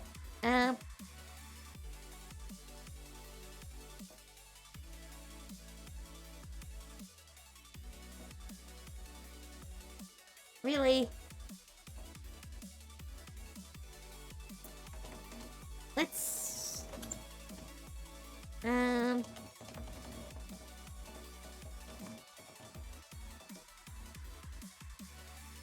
There's a lot of, like, crossover.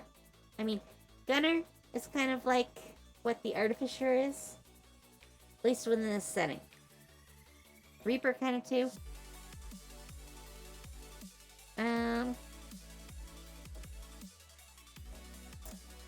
Yeah. Prowler and Lancer. Paladins actually are not part of the core of Celestia. Brawler, Lancer.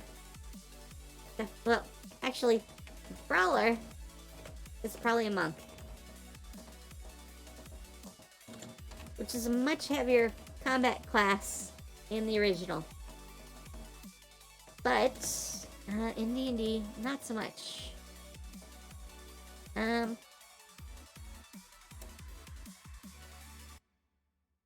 Yeah. All these technically are probably bards. Okay.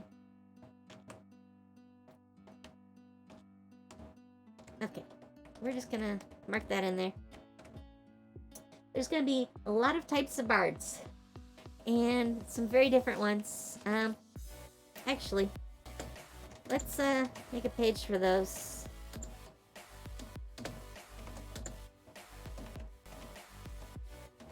I have a feeling I'm gonna need that. Well,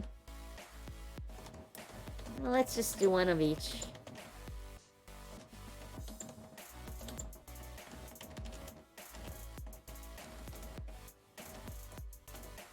Okay, you know, let's just take one of these and we're gonna alter it rather than me typing this all over again. Work smarter, not harder. Okay, Artificer, oops. Wrong direction. Add one. I mean, gunner is kind of where they fall in. I'm not sure what else it would be.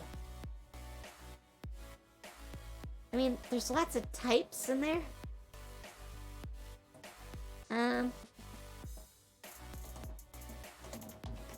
Reapers, also probably barbarians. Lancer definitely is the fighter. Also probably a paladin.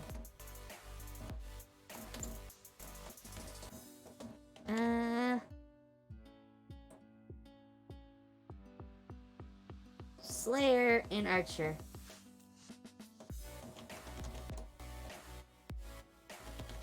Are the two for rangers. Because, you know, that kind of fits the roles rangers do. Alright, let's grab this again. We'll do one for each. We're just gonna do it. I mean, I've already done it down there. Let's, make a page for notes on each one. That makes sense. That makes sense. Alright. And we go over here. Alright. So, grab this. There we go.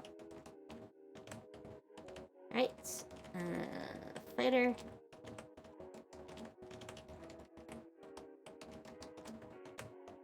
Okay. Fighters. Barbarians.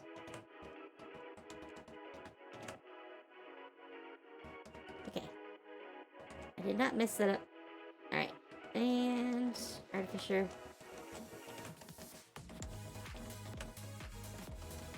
And almost done. Almost done.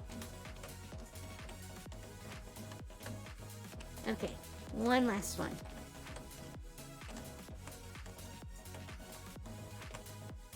Alright. Now we can make our notes.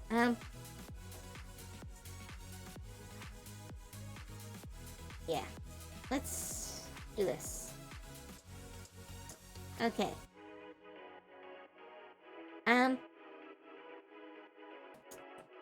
Let's make our notes on barbarians.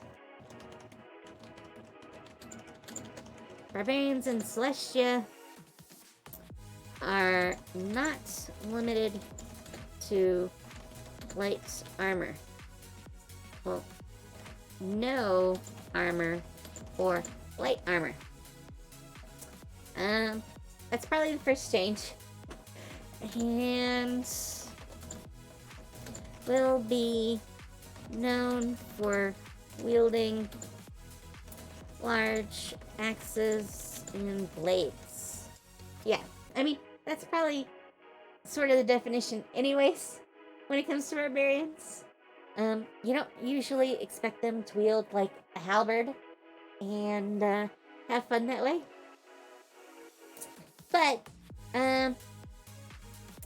here they're a little heavier armored. And not that different from like fighters in general. You know, you could call them more civilized. More civilized, definitely. But you know, should have less issues. They're still gonna have like rage. Rage is still gonna be there. Subclasses, I'm not sure. I'd have to look at like all the subclasses.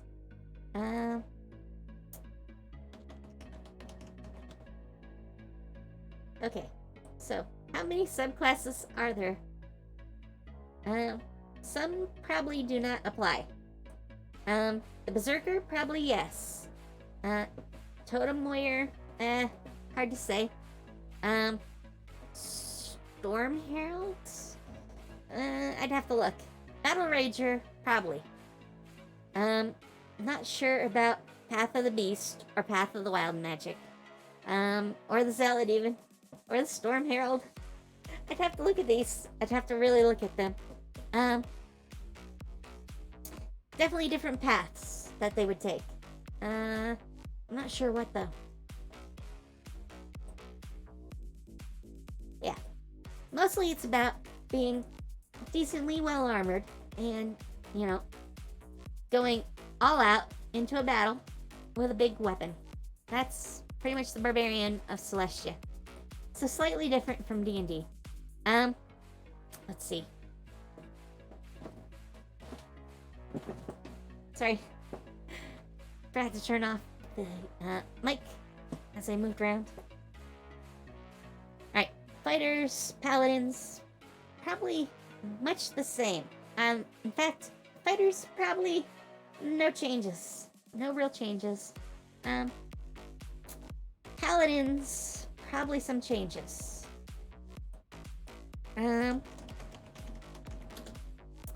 Paladins,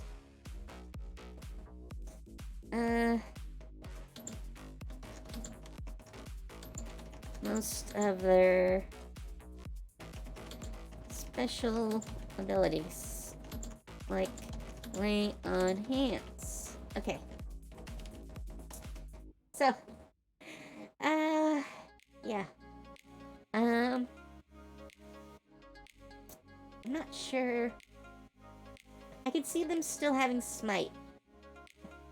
I mean, they might fall into, like, hybrid territory. I could see them being hybrids. So they'd still have, like, smite and, spellcasting maybe, like a hybrid would. I can see that.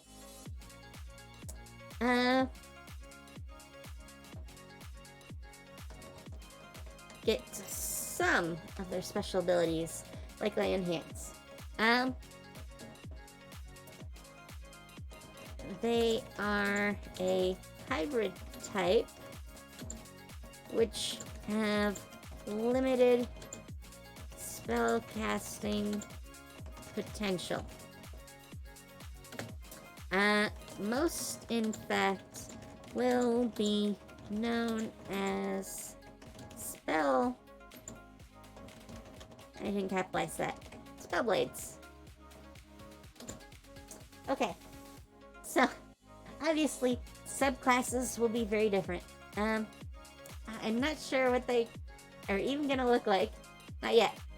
We'll have to work on that. But yeah, they're basically limited spellcasters with a lot of fighting ability. Yeah.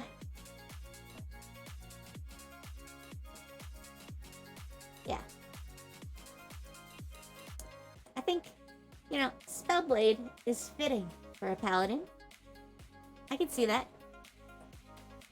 In fact, I kind of want to make a D&D character who wants to call himself a Spellblade. I mean, it sounds very apt. Rangers, again. What do you think? What do you think would happen if I took spellcasting off of Rangers? Because I'm really thinking about it.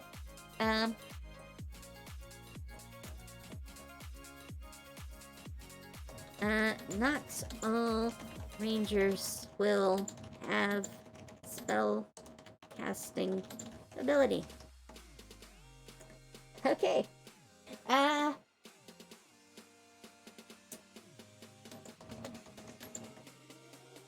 Most are wardens of wilderness areas or elves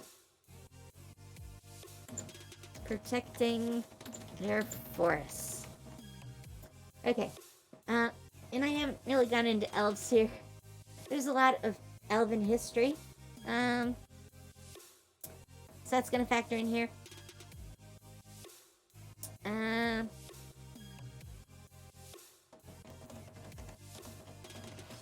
Let's do subclasses for a second. Elven. God. What was it even called? Yes, spellcasting equals magic, basically. At least in D&D.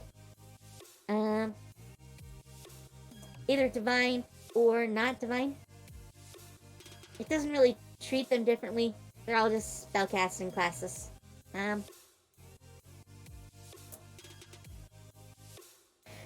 What was it called?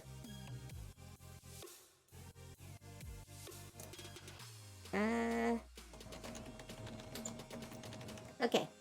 So, I'm not sure if there's currently an arcane archer. Here though, I think it's gonna be specific to elves, but maybe not. Maybe not. Definitely though, a spellcasting type of ranger subclass. Okay, that pretty much describes it. So they are one of the exceptions. Most elves, though, do have some magical potential. I'm probably gonna have to note that for, like, Fighter 2. Because I think there are... Well, there's, like, Eldritch something for fighters. Yeah. Come on. Spit it out. There we go. Okay. Subclasses. Oh, there is an Arcane Archer, but it's a fighter type, and Eldritch Knight. Well, we're gonna move those around a little. Rune Knight, PSI Warrior, several of these are probably gonna go, in some shape or form to another class. Leaving Champion, Battlemaster, Cavalier, Samurai. I mean, heck, I'll let you have Purple Dragon Knight. Yeah, those... I should mention that. In fact... Oof. Yeah, let's finish that. And go back here, since I have the list up.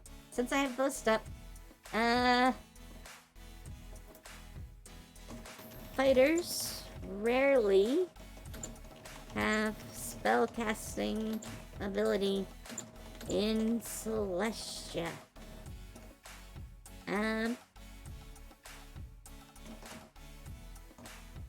Let's call this available subclasses.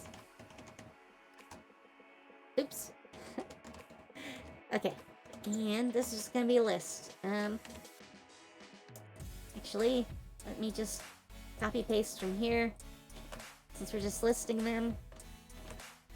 Alright, so, there's that. Come on. Alright, there we go. And I think there's one more. So, a little more limited. Actually, I should look at that before I say I can have it. I don't think there'd be anything specific in here. Yeah.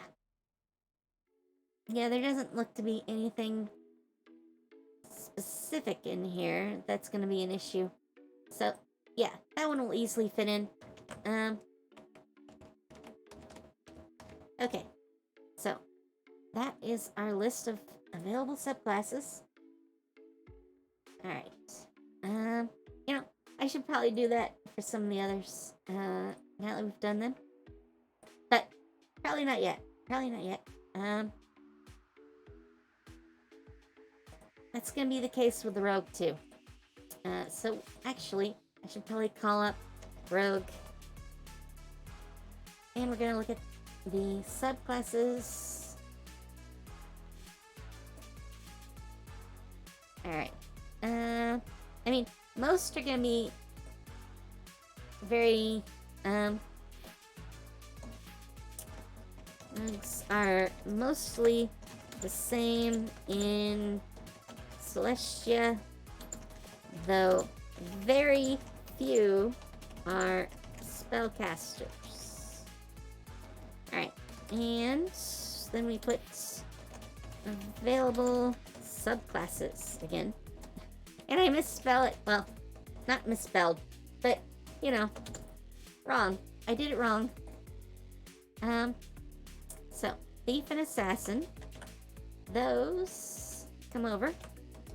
Though, not everyone's favorite. Arcane trickster. Masterminds. I don't think there's anything in there. Spellcaster-ish. So, that'll work. Alright.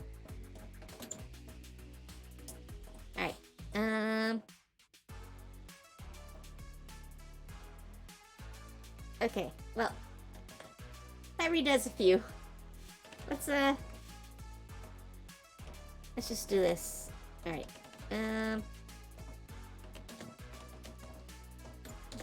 Xanthar's decided to redo a couple. I don't know why they list them separately. These two, I think, are magic. So it can't do those. And not the Arcane Trickster. We will see, probably forms of those, as Bard. I know it sounds kind of weird, but probably gonna be Bard types. Because Bards are one of the hybrids. Alright, so, I've done that. Alright, so that's some notes there. I don't even know if we want to get into Bard. Monk's probably not too changed. Artificer, probably also pretty similar.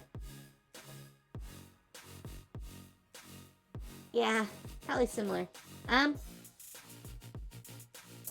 You know, we've almost been going 3 hours, so I think I might call it here. I got most of my initial notes down. I'm gonna work on this some more over time. Probably this month. I might do special, like, Thursday night streams doing concept stuff. Because my normal, game that I'm the Dungeon Master for, won't be happening most of July. Red, one of the players in it, is going to be out of town and mostly unavailable for all of the month. So I'll work on this some more. We'll keep working on Celestia, and when Blade of Vengeance Redux is done, this is what I hopefully will be doing for a campaign. And it will move into that Thursday night slot, hopefully. The date might move around. We'll find that out eventually. But Blade of Vengeance, they're only like a third of the way through, so there's more to come. And I have some more stuff for that coming up. But it's on hiatus most of this month. Yeah, I might be doing more creation on Thursdays. We'll see. If I do, it'll be a little bit later than normal.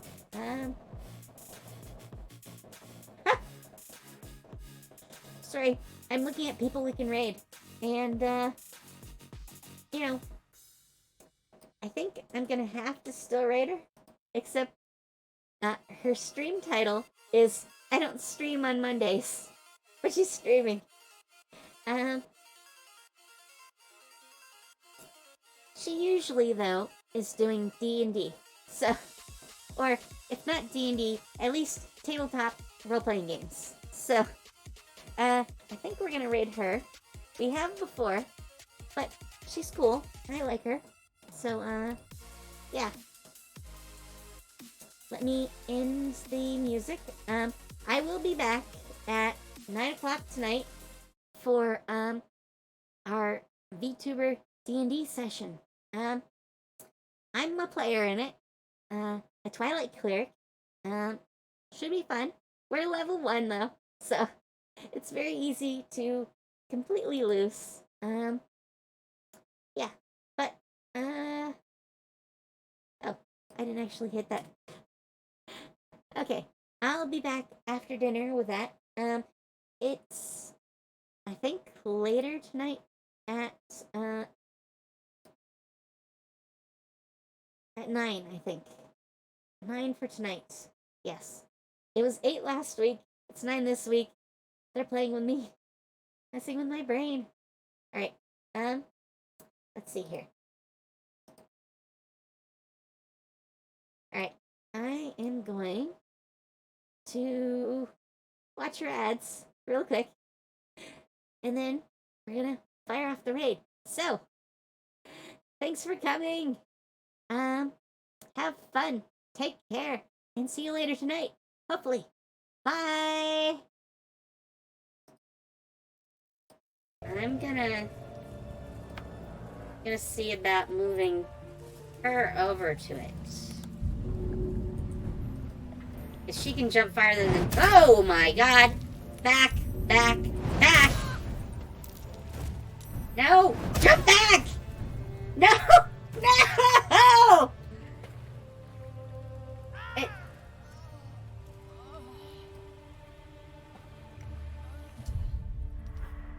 So, how's your day?